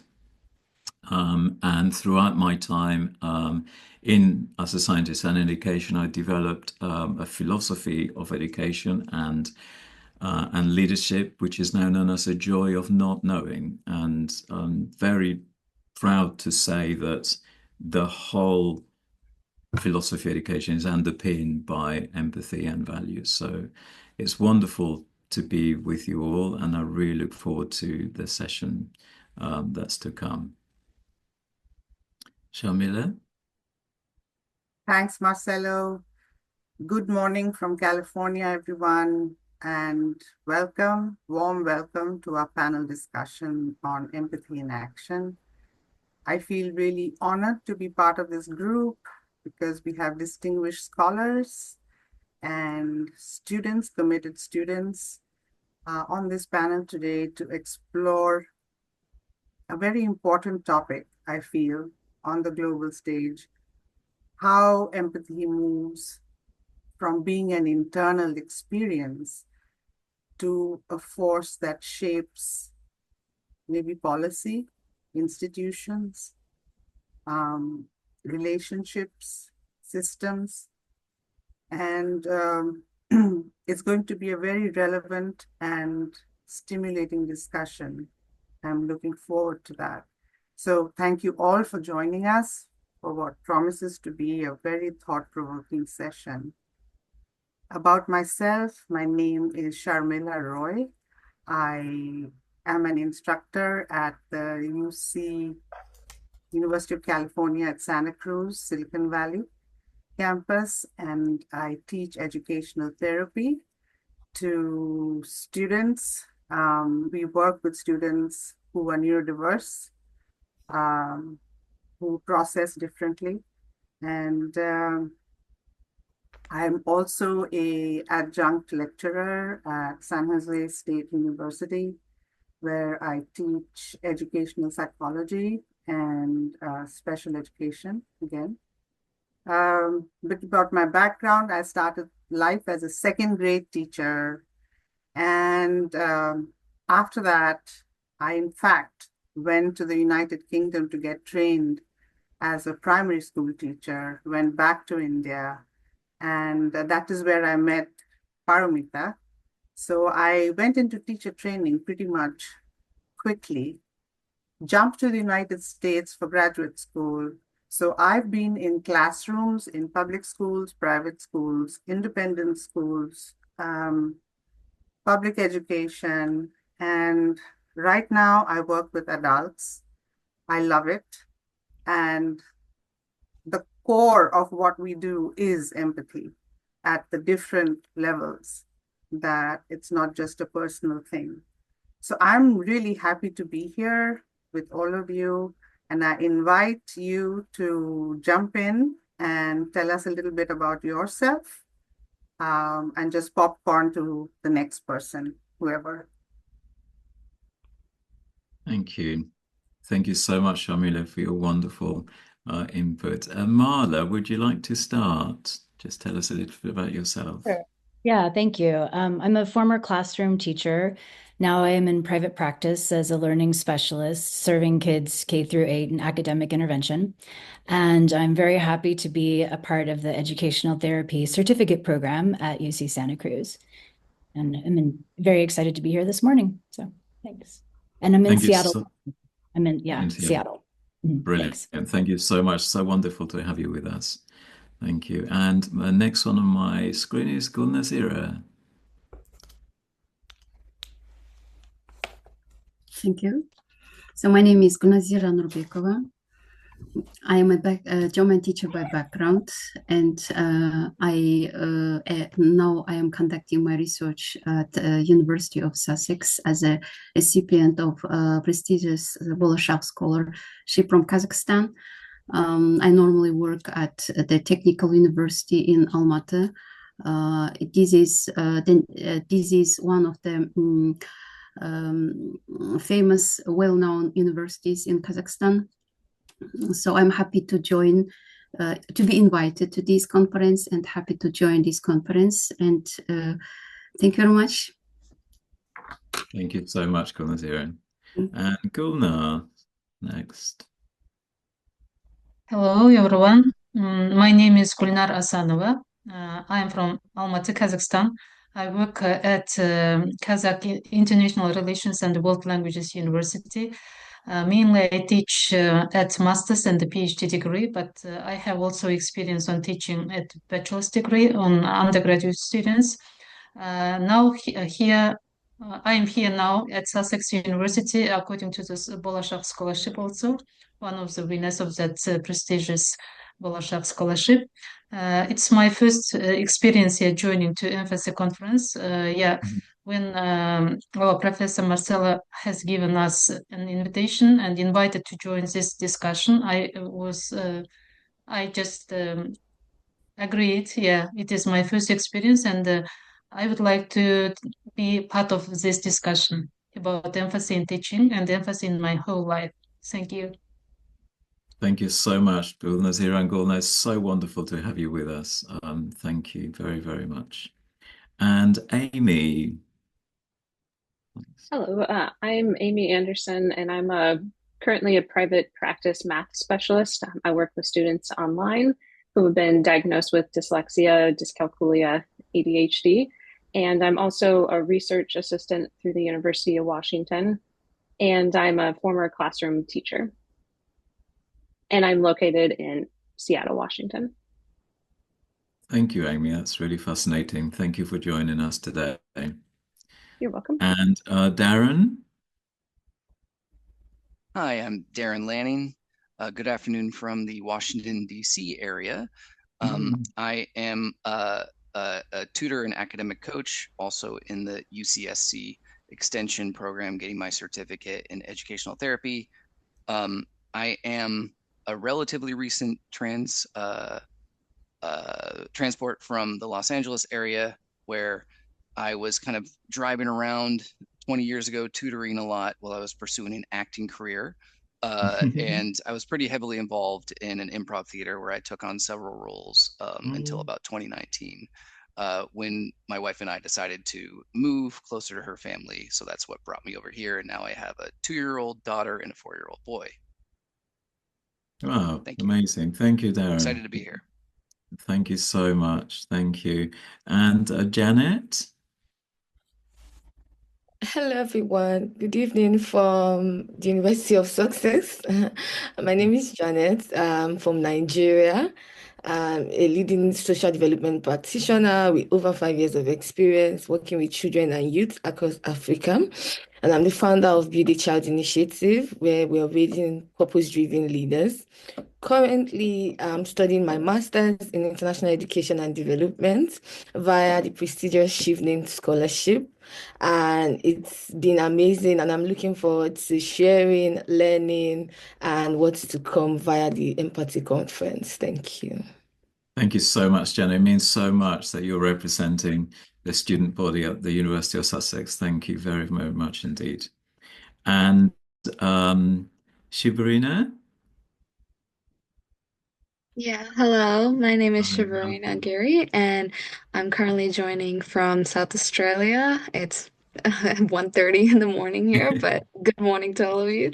Um, I'm currently a student at Monash University. I've just finished my bachelor's degree in majoring in psychology, and I would like to continue my studies in the field of psychology, and that's why I'm really interested in this topic that you guys are having the conference about, and I'm so happy to be invited and joining here. So look forward to discussing it with you guys. Thank you for having me here. Thank you so much for joining us. Amazing. And Rajashri?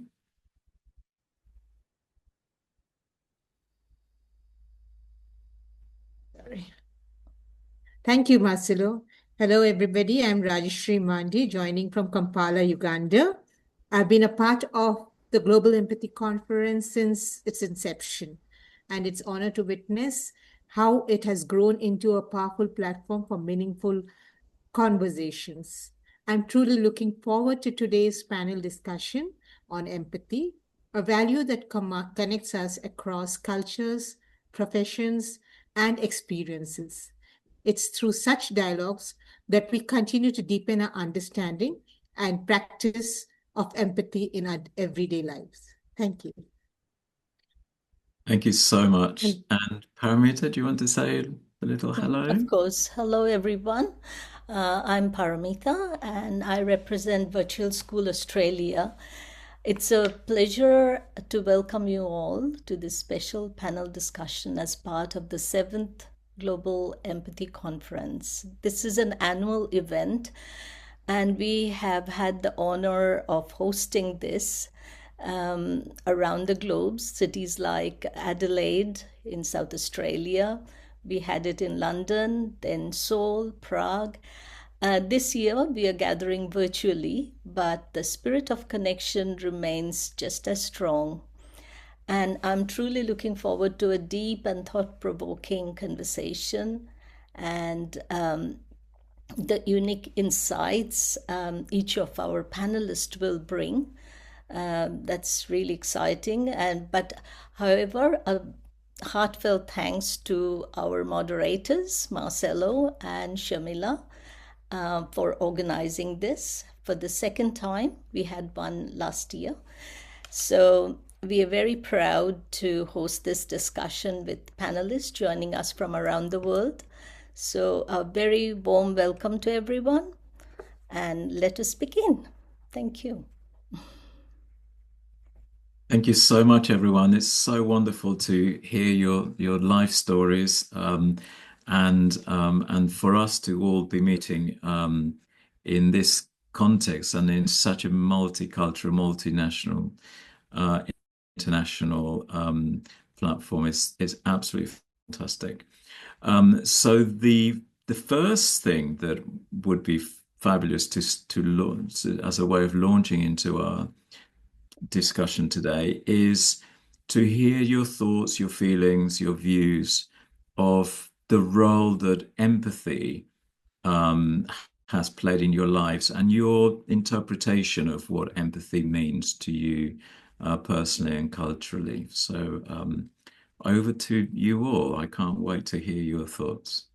I guess I'll jump in. Thank you, Marla. Yeah, I think, I think empathy, when I think of the word empathy, I feel like it's just about kind of putting yourself in someone else's shoes. And the words that, come to mind are, listening, being curious about that other person, really learning who they are, so that I can better understand that person. And I think when I do that with another person, it just helps strengthen my relationship with that person, which obviously can have a lot of benefits. Okay, so I'll go next. For me, I see empathy as the ability to be able to step into another person's shoes, to not just see them from the surface, but to really understand their feelings, their thoughts, their perspectives without judging them, because I can see somebody who is bowing down their head and I'm asking, are you okay? And the person says yes, but I'm seeing it obviously that this person is not okay, really. So it's just being able to put myself to see how they are feeling, and not just seeing or stopping there, but being able to prefer solutions that is sustainable.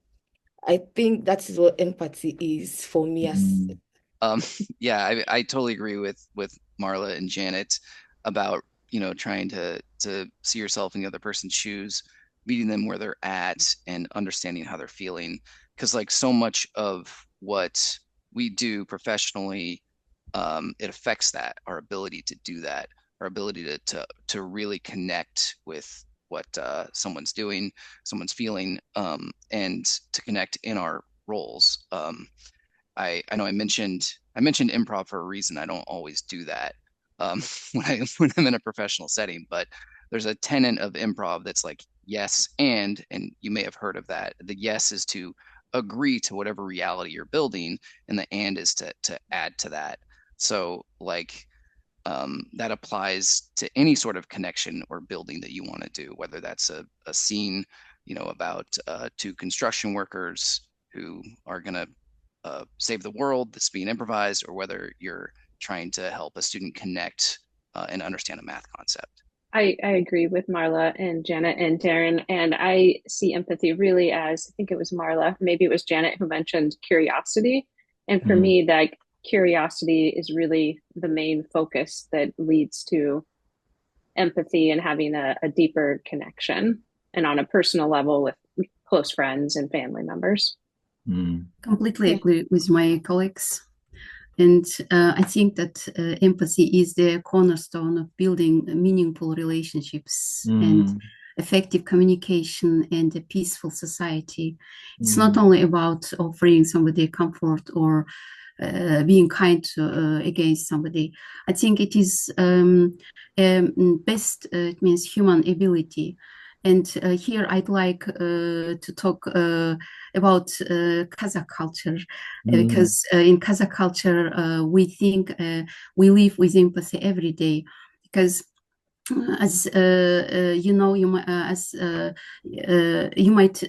know that Kazakh culture is rooted in community hospitality and respect for other people, and I think that these values are all rooted in empathy. And it means we, through our hospitality, our respect for elder people, and it means live with empathy every day, I would say. And it is, for example, the tradition of hospitality. It is not only about offering food and shelter to someone. It is like it means making someone feel seen, heard, and welcomed. And there is I like this word sentence you said, being in someone's shoes means in Kazakh it means culture. There is a very important concept like yat, that refers to honor and shame in social situations. It reflects how it means you understand someone's feelings, or how your action affects them. So empathy is very important. It means to build a good relationship and to understand other people. And I would say that it is like bridge with between the people, especially when you live in between two cultures like us now. It helps us understand each other, and even if we are from different culture, from different backgrounds, and from we have different attitudes, and empathy helps us it means navigate these differences with curiosity rather than judgment. Thank you. Wonderful. Thank you. I would like to add a little bit to that with the connection and community aspect. When I was younger, my grandma told me basically, like, you don't need to believe in like a God or anything like that, as long as you believe there's a little bit of God in everybody, like every soul you meet, and even animals and plants and everything. So I think that really helped me like understand the concept of empathy through that, because I was like, oh, if there's God in everybody, then I should treat everybody with the respect, and love and everything. So I think it really helps like make that connection with everyone, as Gulnazira said, we're all like human beings at the end of the day, and even though we're from vastly different cultures and places and experiences, I think empathy really allows us to like build connections with each other, because we can still experience and imagine what the other person is going through despite our differences. And I think it really helps like create a community and connection between people. So yeah. Yeah, I would like also to express my maybe definition, to say my definition of empathy. I agree with all of you. Yes, empathy means that feeling as other people feel, to put yourself in their shoes, maybe. And also, I understand empathy from our culture, yes, and I understand also empathy from my own upbringing of my parents, because empathy it is from our childhood. And one more empathy, I feel it is my from my position, maybe as a teacher, we feel empathy every day in our class, in our classroom. Yes, empathy is very important thing, and plays crucial role, in everyone's life, especially in lives of teachers. I think not other professions. Mostly teachers feel empathy every day. Yeah, empathy is born with us as human beings, and empathy teaches us maybe to build really good relationship. Yeah, teaches us to be strong, healthier. Teaches us maybe to build the community. And one more definition you said, some of you said, to bridge the gap between the countries and the nationalities. Empathy is everywhere, I think. Thank you so much, Gulna. I'd just like to add to this that what I'm hearing across the conversation is that empathy does not operate the same in all contexts. But I'll tell you what is the same is that we decenter ourselves, that we take ourselves and what in the US is called take the perspective of the other. It's not it's a neurological response to feel empathy for the other, but it's also a universal aspect. As we've just heard right across the world right here, is that it is a universal feature across domains and across cultures. So that's the beautiful thing. Thank you so much, Sharmila. I'm so moved by the expressions and the thoughts that you've all just shared with us. It's one of the few things that one can discuss that really gets to the heart of humanity, I think. And you've expressed so many thoughts and feelings that are directly related to improving humanity, improving society, improving global conditions for everyone. And it's and how you've all expressed it in terms of, I love the way that you're expressing it in terms of building relationships, building that curiosity of the other person, but also, like you say, is helping us to find solutions to problems, solutions to being able to gather our thinking together in terms of improving everyone's lives and life chances. The fact that you said, Sharmila, that we all have in ourselves is beautiful. Really, really beautiful to think that we all have our empathy within ourselves, and it's fantastic. And also thank you so much, Gulnazira and Gulna, for sharing that. As I have experienced it in my visit to Kazakhstan, that is so much part of your culture, is so much part of your upbringing, like you say, Gulna, right from childhood, that sense of hospitality, of welcoming, of embracing the other person is absolutely wonderful, and is so true. And that sense of curiosity for deeper connections is so wonderful, isn't it? That's done through empathy. That's really fantastic. Thank you so much. And one thing that you were saying, Gulnar, in terms of the role of the teacher, takes us really nicely onto our next sort of prompt for discussion, which is the role that you think empathy has or has had or is having within your professional life.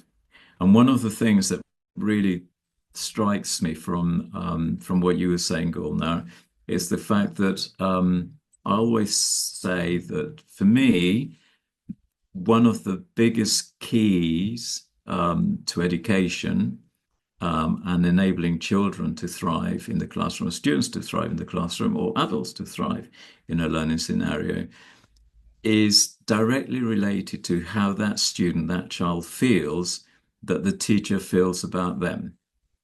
And I just think that that's goes right to the core of what empathy means in terms of in a professional scenario.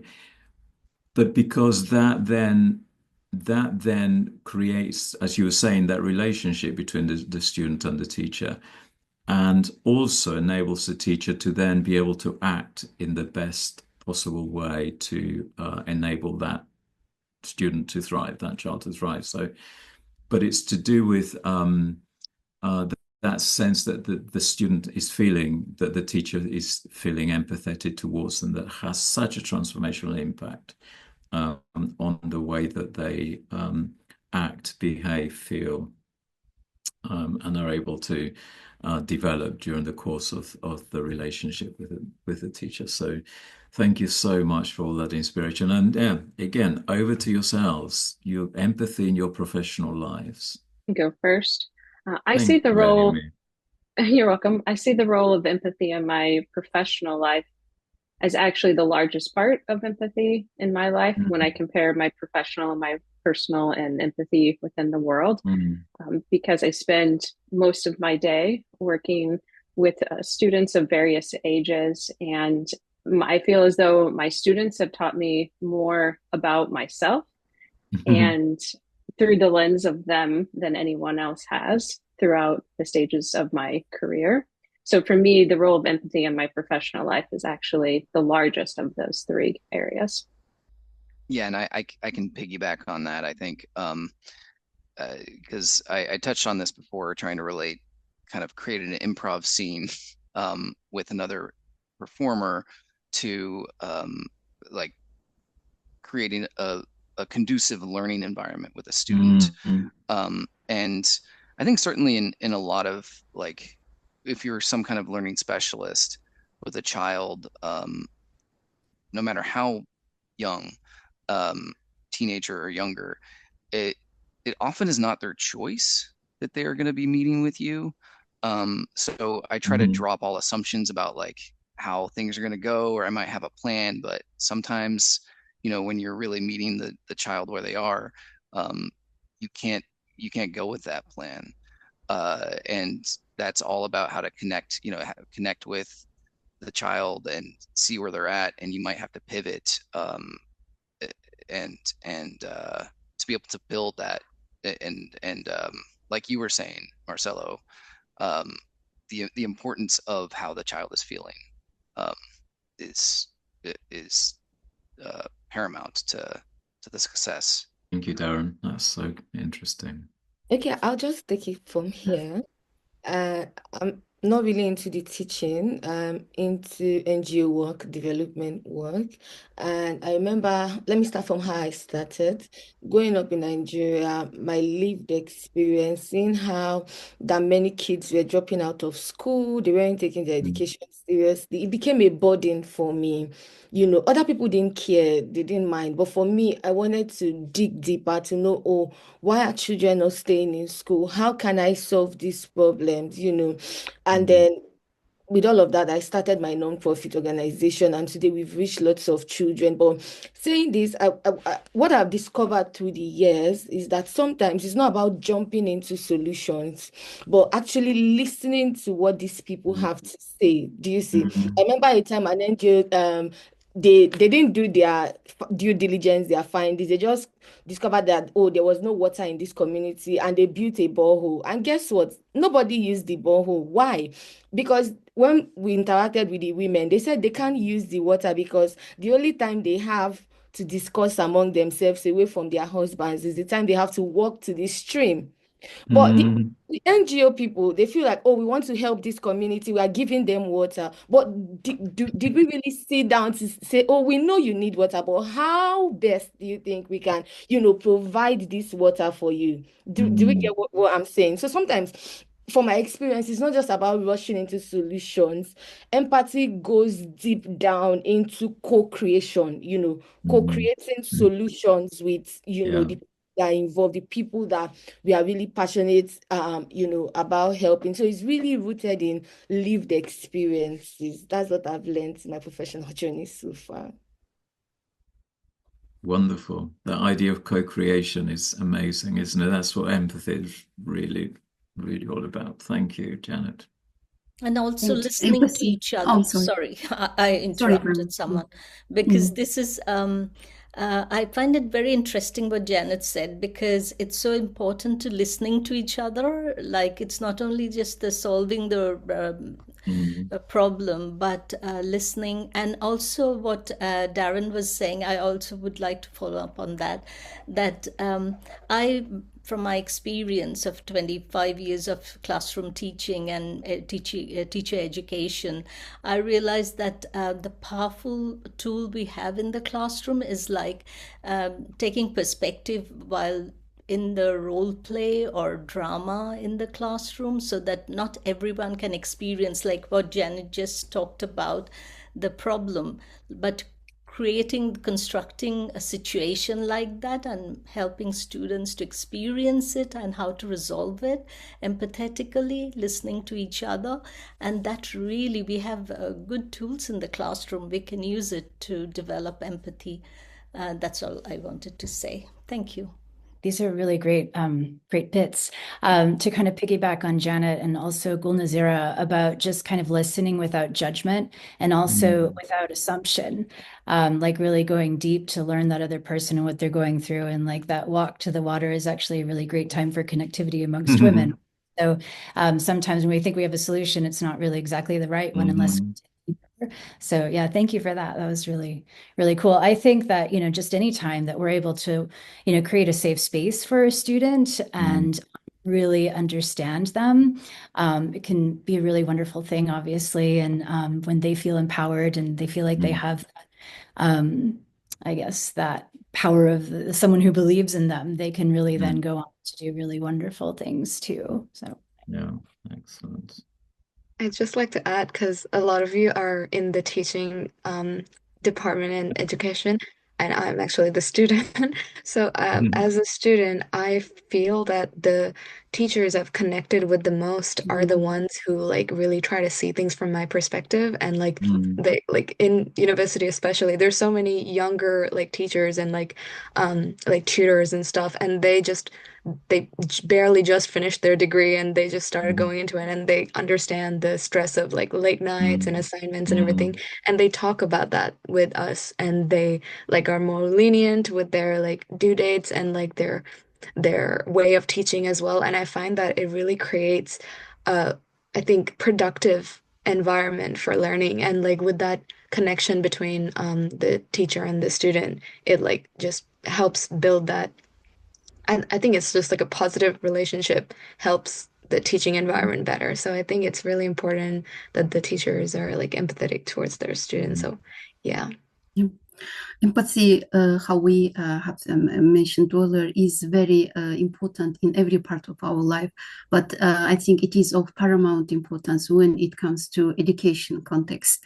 And how Marla mentioned earlier, means the teachers, it means we educators, when we understand the emotions of our students, we can create a safe and supportive classroom for our students. And this exactly can help our students feel valued, and that can, it means, improve their learning and their behavior. And so we can even it means help encourage our students to be kind to each other and respect each other's backgrounds and respect each other's abilities, because nowadays we know there are a lot of students among the students who need special care, special educational needs, and these students must be included. And in order to understand each other, our students, we as educators need to encourage our students to be kind to each other. And as an experienced teacher, for example, I try to empathize with my students. I try to involve everyone, engage everyone. And here I'd like to just, as an example, to talk about one situation that I faced last year. And there was one student who started to miss the classes, and I tried to talk to him, but he wasn't approachable. And I asked other students, my students, his it means peers, to talk to him. And the students sometimes are open to each other rather than to their teachers. And at the end, we found out that these students is having problems with in his family. He lost his mother, and he had problems with his father. Father was depressed too and started to drink a lot. And in this case, it means I'd like to say that I, with my students, we tried to help these students. We understood his emotions. We understood that he needed some help, and especially support and encouragement from other students, especially, and from the teacher. So that's why I think empathy is very important in our profession. Thank you so much. I want to jump on something that Sharmila said that reminded me of something that, like, teachers, educators are not robots, right? Like, they have feelings too. And I think empathy really helps to not take things personally. Also, that, like, kind of the idea that hurt people, like, just because someone, whether that's a student or a colleague, does something mean, or that seems mean, or even that seems aggressive, having that kind of radical empathy can really help with not reacting emotionally, like, because you might have an emotional reaction to something that a student does, and that just can kind of mitigate that naturally, so that you're not just tamping down, like, well, I'm really angry at this outburst. I definitely have to do it with my 4-year-old a lot, of, like, reminding myself he's 4, he's going to take things and throw things when you tell him don't do that. So I think that just also kind of goes into that loop of kind of creating that positive relationship. Let me just add to what Darren said. You reminded me of something. Like, as teachers, as educators, we should know that being in a class or in a classroom teaching people, empathy should be at the core of what we do. Because what I've discovered over time is that we bring our personalities to the classroom. Oh, this is who I am. I'm always quiet. I'm not a smiley person. But even our personal experiences, maybe there was a time even here, one of our tutors was going through something, and we could tell that this woman was not okay because it affected the way she taught in class that day. So I think with empathy, as educators, as teachers, we should live our personal lives, whatever it is, back at home. When we are in the classroom, let's be in the classroom. Let's deliver and make our students our number one, priority for that moment. That's something I wanted to add. I would like to add empathy in education, empathy in teaching is we should be ourselves as teachers to be model maybe empathy for our students. We should show maybe some good ways or rules, maybe how to behave in certain situations, how to understand others maybe feelings or problems. At the same time, when I just read or watched some information about empathy, some researchers give how to teach empathy in the classroom, because empathy, not all people can be empathetic, not all teachers can be empathetic. It is a kind of skill or abilities that we should learn, we should teach also for our students. And the author suggests some things to be to teach empathy in the classroom. First one is, I have already mentioned, it is to be model empathy. It means as teachers we should show maybe our students some ways how to behave, and be empathetic, and teach perspective using certain literature, maybe stories, fairy tales, maybe well-known stories as the example of being sympathetic. It means we should teach our students from such maybe stories, literatures, maybe how to be empathetic to each other. And one more, promote active listening. Today you have already mentioned about that. One of the key things to be empathetic, it is to be good listeners. Not only in order to communicate well, in order to show some way to our students, in order to solve certain problems, we should be good listeners first. Then later decide things. Yeah. Then defer judgment. One more things we teach empathy, and demonstrate empathetic communication. One more is develop community projects. It means we should organize maybe certain projects or things to be to show again to teach maybe being empathetic. This can be some kind of maybe local or just for example, being volunteer, volunteering. It is also one of the social development community projects, being empathetic. It means to understand again others' problems, and to join in certain maybe activities which are organized in the schools, institutions, for example. To be part of this such kind of projects will be also teach us to be empathetic, I think. Thank you. Thank you, Gulna. This is so amazing. Just bringing it into the heart of your professional lives is so fascinating, and I love the way that you are all thinking about the role of empathy in terms of creating that safe space in which all students are able to thrive, to communicate, to take risks with their thinking without the feeling of being judged, but based on actual of values, and making them feel empowered and making them feel special. It's really interesting. When you were chatting, it really reminded me of a lot of the core aspects that have really driven my philosophy of education, and that is using empathy to be able to then deliver a personalized learning experience for every child, and that student feeling that the learning is personalized to them, to their thoughts, to their feelings, to their context, to their needs. That personalization of learning is so critical in terms of the role that empathy plays. And also, when one does that, and it really supports everything that you've been saying, what I think is really amazing to create in the classroom is what's known as that community of inquiry, where everyone is, it's based on values, and everyone is able to co-create, as you were saying, the learning together through asking questions, through sharing ideas, through learning the different perspectives that have been shared. And I love, Gulna, which I was just going to say, the thought of actually teaching it. And the philosophy of education, that's the Joy of Not Knowing philosophy, actually is designed to persuade schools to launch the academic year with a Learning to Learn week. So no curriculum, but to spend a week together with your students, creating those conditions in which all students would be able to thrive.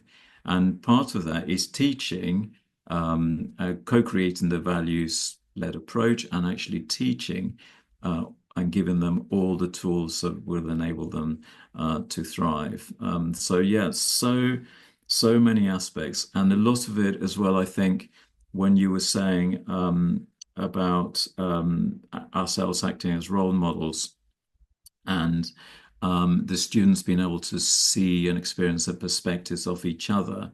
A lot of that I found is really fantastic to do through a philosophical approach to teaching and learning, so in introducing children to philosophical thinking and philosophical inquiry enables that to happen, as does the idea of, I don't know if you know De Bono's, you probably know, Darren, De Bono's thinking hats, where you center a problem in the middle, a discussion in the middle, and there are six people sitting around that problem, each wearing a different hat and each viewing the same issue, from six different perspectives. And it's just so amazing to be able to like you say, immerse the students from a very early age in those scenarios where they're able to see things from different perspectives and then to change their minds afterwards, hopefully. So yeah, thank you all so much. It's so fascinating. I have a quick question. That is, the reality is, like, we all understand that it is so important to practice empathy with our students so that they feel comfortable, they are interested to learn. But what, if in a classroom we have 40 to 50 students, and sometimes teachers feel that empathy fatigue. I mean, some days there will be situation that we feel we are exhausted and we don't have any empathy to share. So what do we do in those situations? Jeanette said something. I think that teachers are also human beings, and then what do we do in those situations, particularly for educators? First of all, I think all educators need to practice self-care so you don't get to that point. You have to have it on your calendar. Hey, I'm going to go for a run. I'm going out with my girlfriends for lunch, or I'm going to watch a football game, whatever it is that gives you excitement and enjoyment, to put that on in your life so that when you're in a professional situation, you are able to be, let's say, it's a part of metacognition, isn't it? That you're actually thinking about your thinking. You're thinking about your own thinking. So if you're self-aware to that extent, that my physical body is tired, I'm mentally tired, have a simple lesson. Have a couple of tricks up your sleeve, a couple of icebreakers, take the stress off yourself. That's for sure. So my way of dealing with that kind of stress, I feel it a lot, is that I regularly schedule time for myself, for my enjoyment, and show empathy to me. Thank you, Sharmila. Yes. Paramita, thank you. Very, very interesting question. I was thinking about the answer, and I remember that I am from Soviet Union. It means we were educated during the Soviet Union, and they it means put high requirements for the educators, and we as teachers, we are not allowed to show our fatigueness, that we are tired and tiredness, and we have to be more artistry, and we need to hide our emotions, and it shows our professionalism, I think. And so we still to hide our emotions. That's why we try to be to try to make more conducive atmosphere for our students, and in order to it means include to offer the more conducive atmosphere environment, we try to be robust, or to be more, how to say, to be more robust, in front of our students. That's why I think it is one of the professionalism and the maybe difficulties of this profession. However, the teachers who I have, met so far are very good at keeping their professionalism, and they try to support the students anytime and everywhere.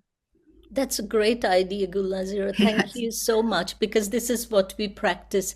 But isn't that also an opportunity to teach students that empathy, that they should be? It's a mutual thing. It's not only the teachers are being empathetic to the students, but students also show their empathy, like what Shubharina said, say extension, say maybe teachers have also some sort of limitation, or only that much extension is allowed to give to the students who are finalizing their assessment, but also teachers' perspective, what teacher is experiencing.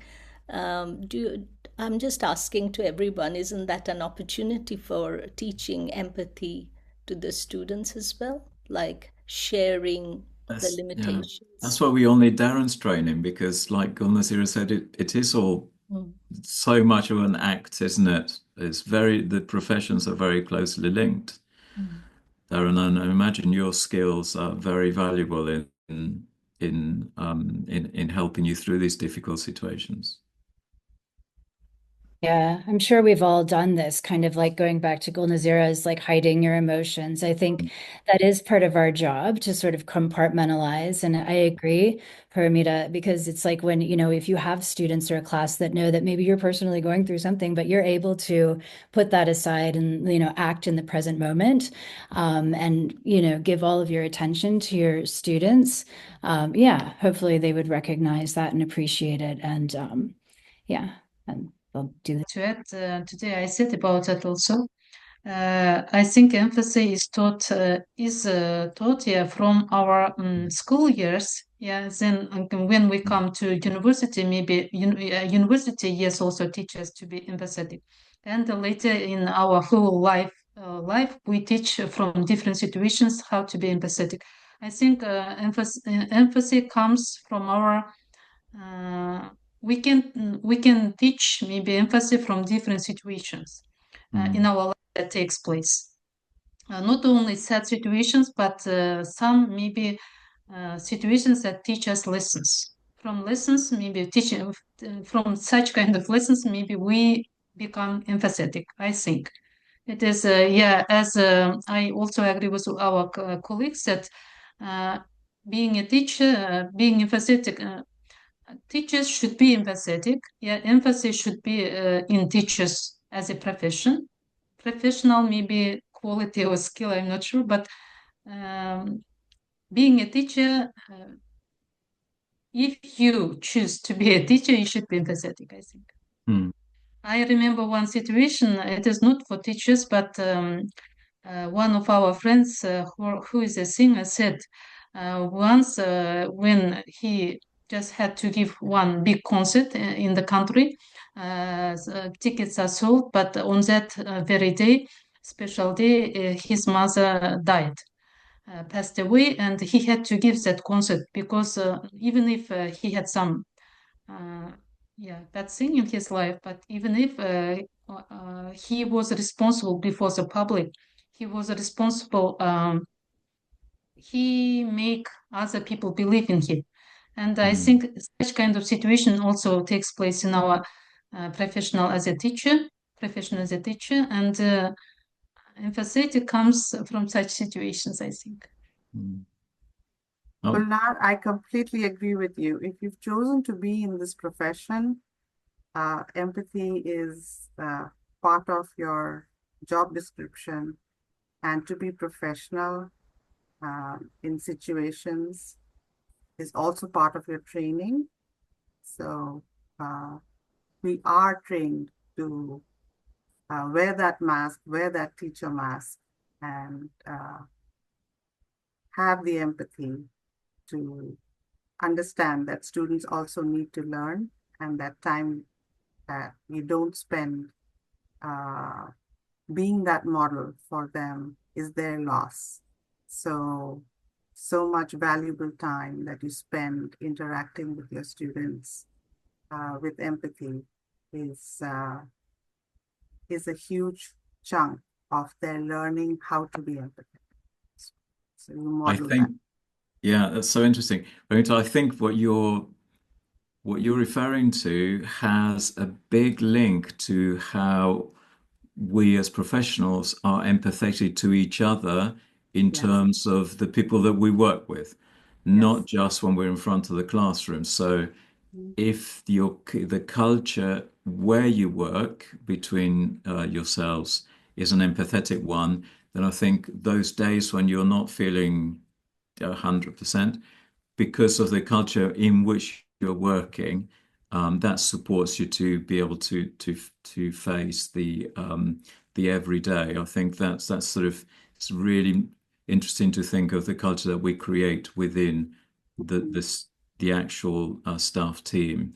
And with that in mind and valuing everyone every single day, when I was a head teacher, I created what's called a multi-professional team. So every single member of staff in the school, from the admin to the cleaners to the caretaker, every single person was belonged to a team that would move each of the development strategies forward as a team, multi-professional. And it was just incredible how, that's kind of societal organizational empathy, how they felt that every single member felt so valued for their everything they could contribute towards how the school is moving forward. So it helped them every day come into the situation, however they were feeling. That's right. And if someone's feeling down, then the other team members can, come forward and show the support. And that's a wonderful way of collaboration. And even the students can see that, and they can learn from those moments. And yeah, thank you. Amazing. Shall we move on to the last bit? This is the most wonderful bit, isn't it? Because the kind of everything you've been saying, the kind of DNA that runs through all of us in terms of the role that empathy can play in creating a better world is it's really paramount for us today, isn't it? Do you really believe that if there was more empathy in the world, it would be a better world? That's the question. I think we're all going to say yes, right? But like how? I mean, I think, yeah, the most effective way is to practice it. Like here we are all talking about empathy, but if we weren't also practicing it, this conference wouldn't make sense. So like, yeah, it's definitely important in all of our roles to practice it, to be empathetic, to strive to be better in that way, and to employ it more and more effectively. But I mean, it's clearly not enough to just do that yourself. It has to be institutionalized in some way, because there are different aspects to human nature. And, I mean, if everyone was empathetic in the world, there would be no war. I mean, I'm going to say that. And it would be nice. Yeah. There's a song about that somewhere. And yeah, I mean, I guess we can talk about the nuances of that, but like, how do you institutionalize it in an effective way? I don't know if institutionalize is the right word, but yeah, how do you force that upon society when it's not always there? I'd just like to add into that. Yeah, like I'm not sure about how the solution could be, institutionalized or solidified to that extent, but I definitely think it starts off with bringing awareness to the fact that, there needs to be empathy, because I feel like human beings, we're all kind of inherently empathetic, and there is like research done in which shows that empathy is a neurobiological capacity, which is like it's inbuilt in people, and it's just a like matter of like harnessing that capability, And in like the context of war and what's happening around the world right now, I'd like to like bring up the fact that, like India and Pakistan, there was a conflict going on for ages, and that's really relevant to me because I'm Indian, and I did live in India for about like 10 years when I was a kid, and then we moved here. But every time I hear about the conflict, it just kind of breaks my heart because I have Pakistani friends, and I can always imagine they're from their perspective and their point of view, but then I get the perspective of my father, who was in the military, and he's witnessed like the atrocities in like firsthand, and so I can see like both of their perspectives. But in terms of like war and how it creates divide, I think it's a very like the fundamental, it really plays into the fundamental like differences between us, and it really plays into the divide, because when you're thinking of war, there's obviously people are going to pick sides, and people are going to support one place, like one country over another, even though we're all like humans. And just the fact that we're all humans and none of them deserve to die, that fact just goes like out of the thought process when we're considering this kind of like conflict, because it just creates this strife of like us versus them. And that mentality is what like chips away at that empathy, because you don't consider them to be like part of your team or part of your, people.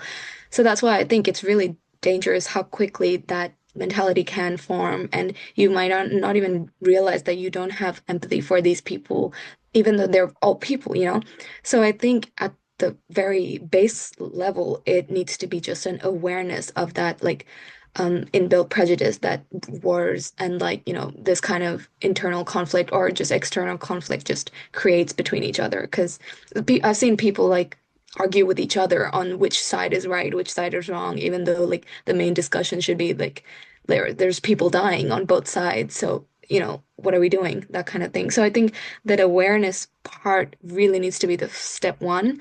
And then we can work on like, how do we stop this? How do we like tackle, like change our mentality to recognize that this is a bias and this is something that we should strive not to have, between us. So yeah, that's my point of view. I think it also. Oh my God. I'll just Sorry.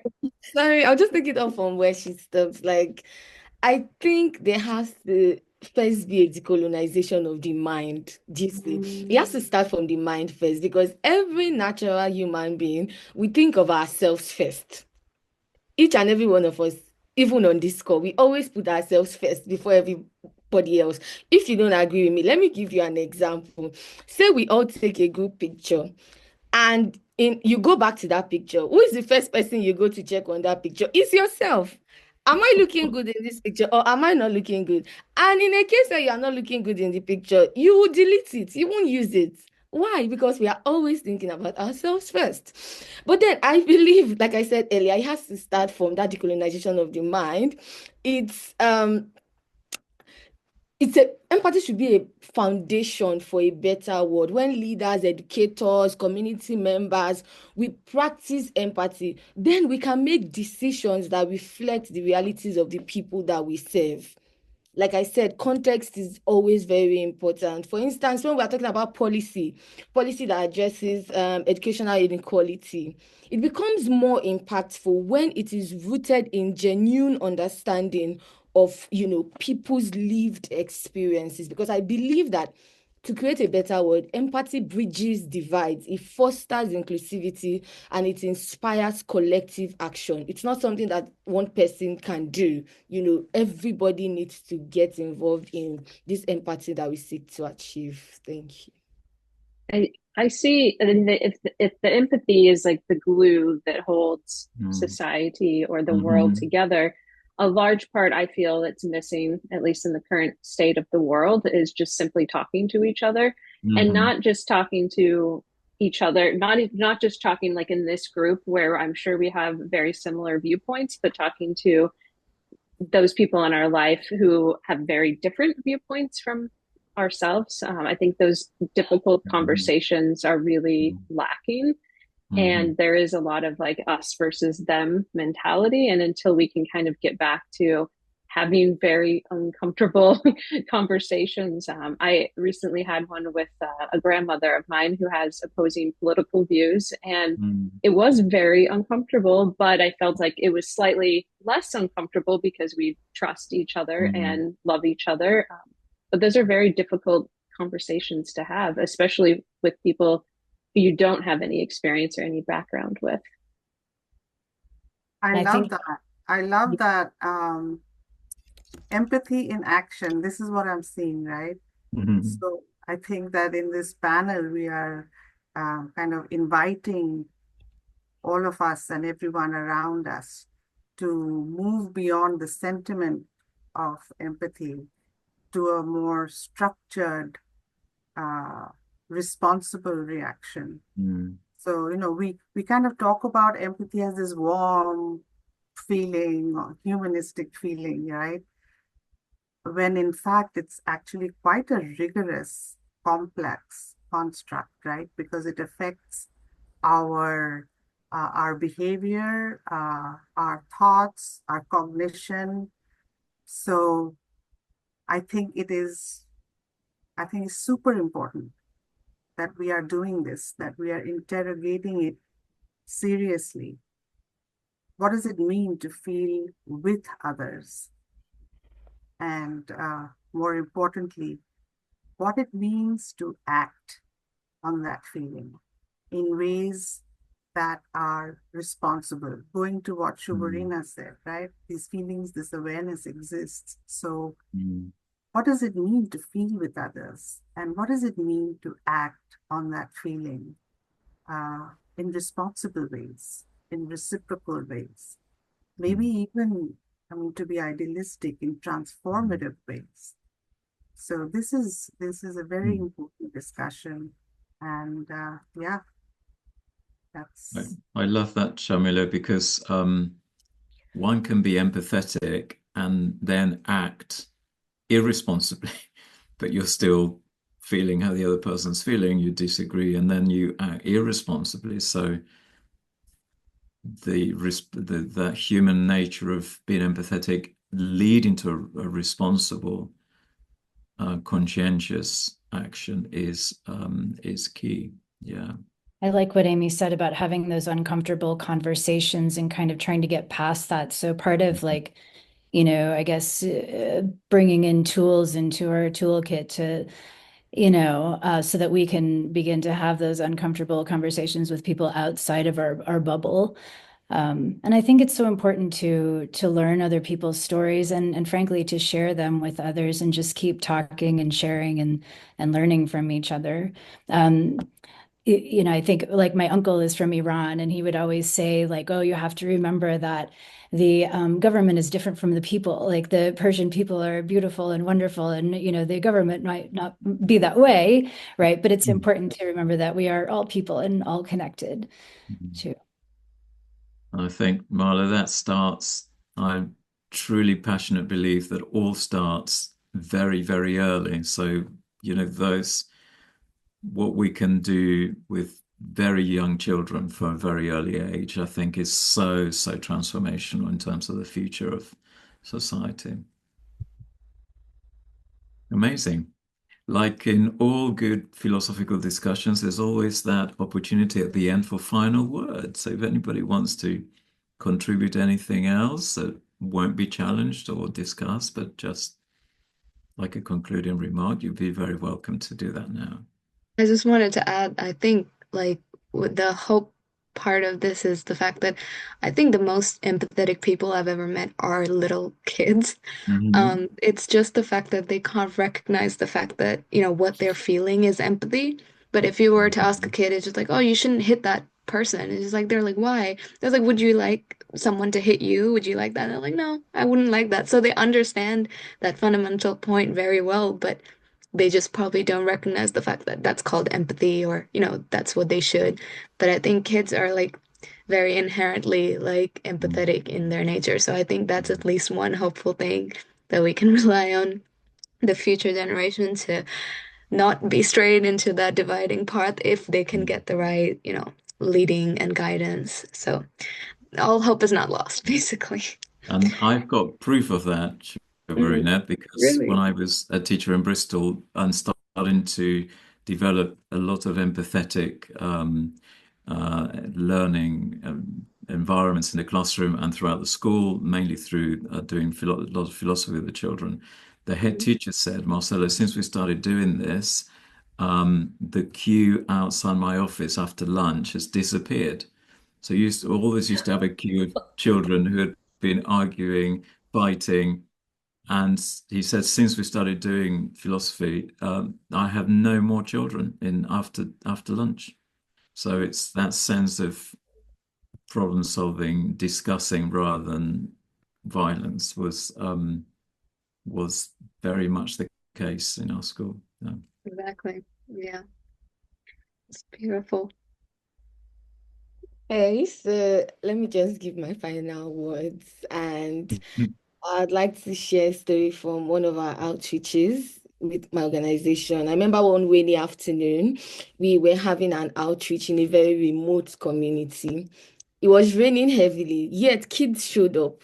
They literally carried the canopy, the materials that we used. They were just so involved in the project. And I was able to ask one of them, I'm like, why are you so excited about what we're doing? And he was like, I don't want to miss the stories for today. And it just struck me because these are young children, facing struggles that I would never, have imagined. But with all of that, they kept that aside and they were more interested in the joy of learning, the power of stories, and the chance to be seen and heard. And that day, I just discovered that empathy is not just a word. We just say it. Sometimes it's not just about saying it.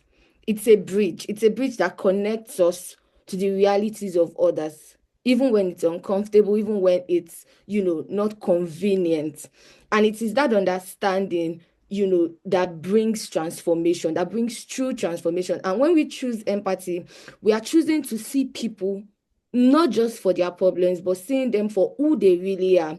We are choosing to understand their stories, not just statistics, not just the numbers that we see. We are interested in their personal journey. And let's just imagine a world where empathy is like the default setting. What would our world be like? When everybody is empathetic. Let's just imagine a world where our leaders listen to the people before they make decisions. So when policies are shaped by the voices of people who would benefit or who will be direct beneficiaries of those policies. This is the world that I dream of. The world that I want to build, one child, one story, one act of empathy at a time. Because empathy is not about the feeling, it's about healing. It's about understanding people and providing lasting solution. And together with empathy as our guide, we can build a better world. I believe so. I believe so. That's like the perfect ending to our conference, to our session. I think so. She wrapped it up just It couldn't have been better. fabulous. Yes. Do you want to thank everyone, Sharmila? Yes, this has been as invigorating and fabulous as I thought and more. Thank you to every person who has made the time, thought about what they're going to speak on and sharing parts of your lives so that everyone attending the conference at large really gets to see how people all around the globe think similarly about the concept of empathy in action. How do we go about building the building blocks of creating a world where people are more empathetic towards each other. So this has been an awesome opportunity. Thank you to Virtual School Australia for the opportunity, and to Marcelo and the University of Sussex, and everyone here from the University of California, and the Kazakh scholars. That is really the cherry on the cake. It's just been wonderful to listen to you and learn about your culture and how you think about empathy. So thank you, everyone, and see you at the conference, maybe.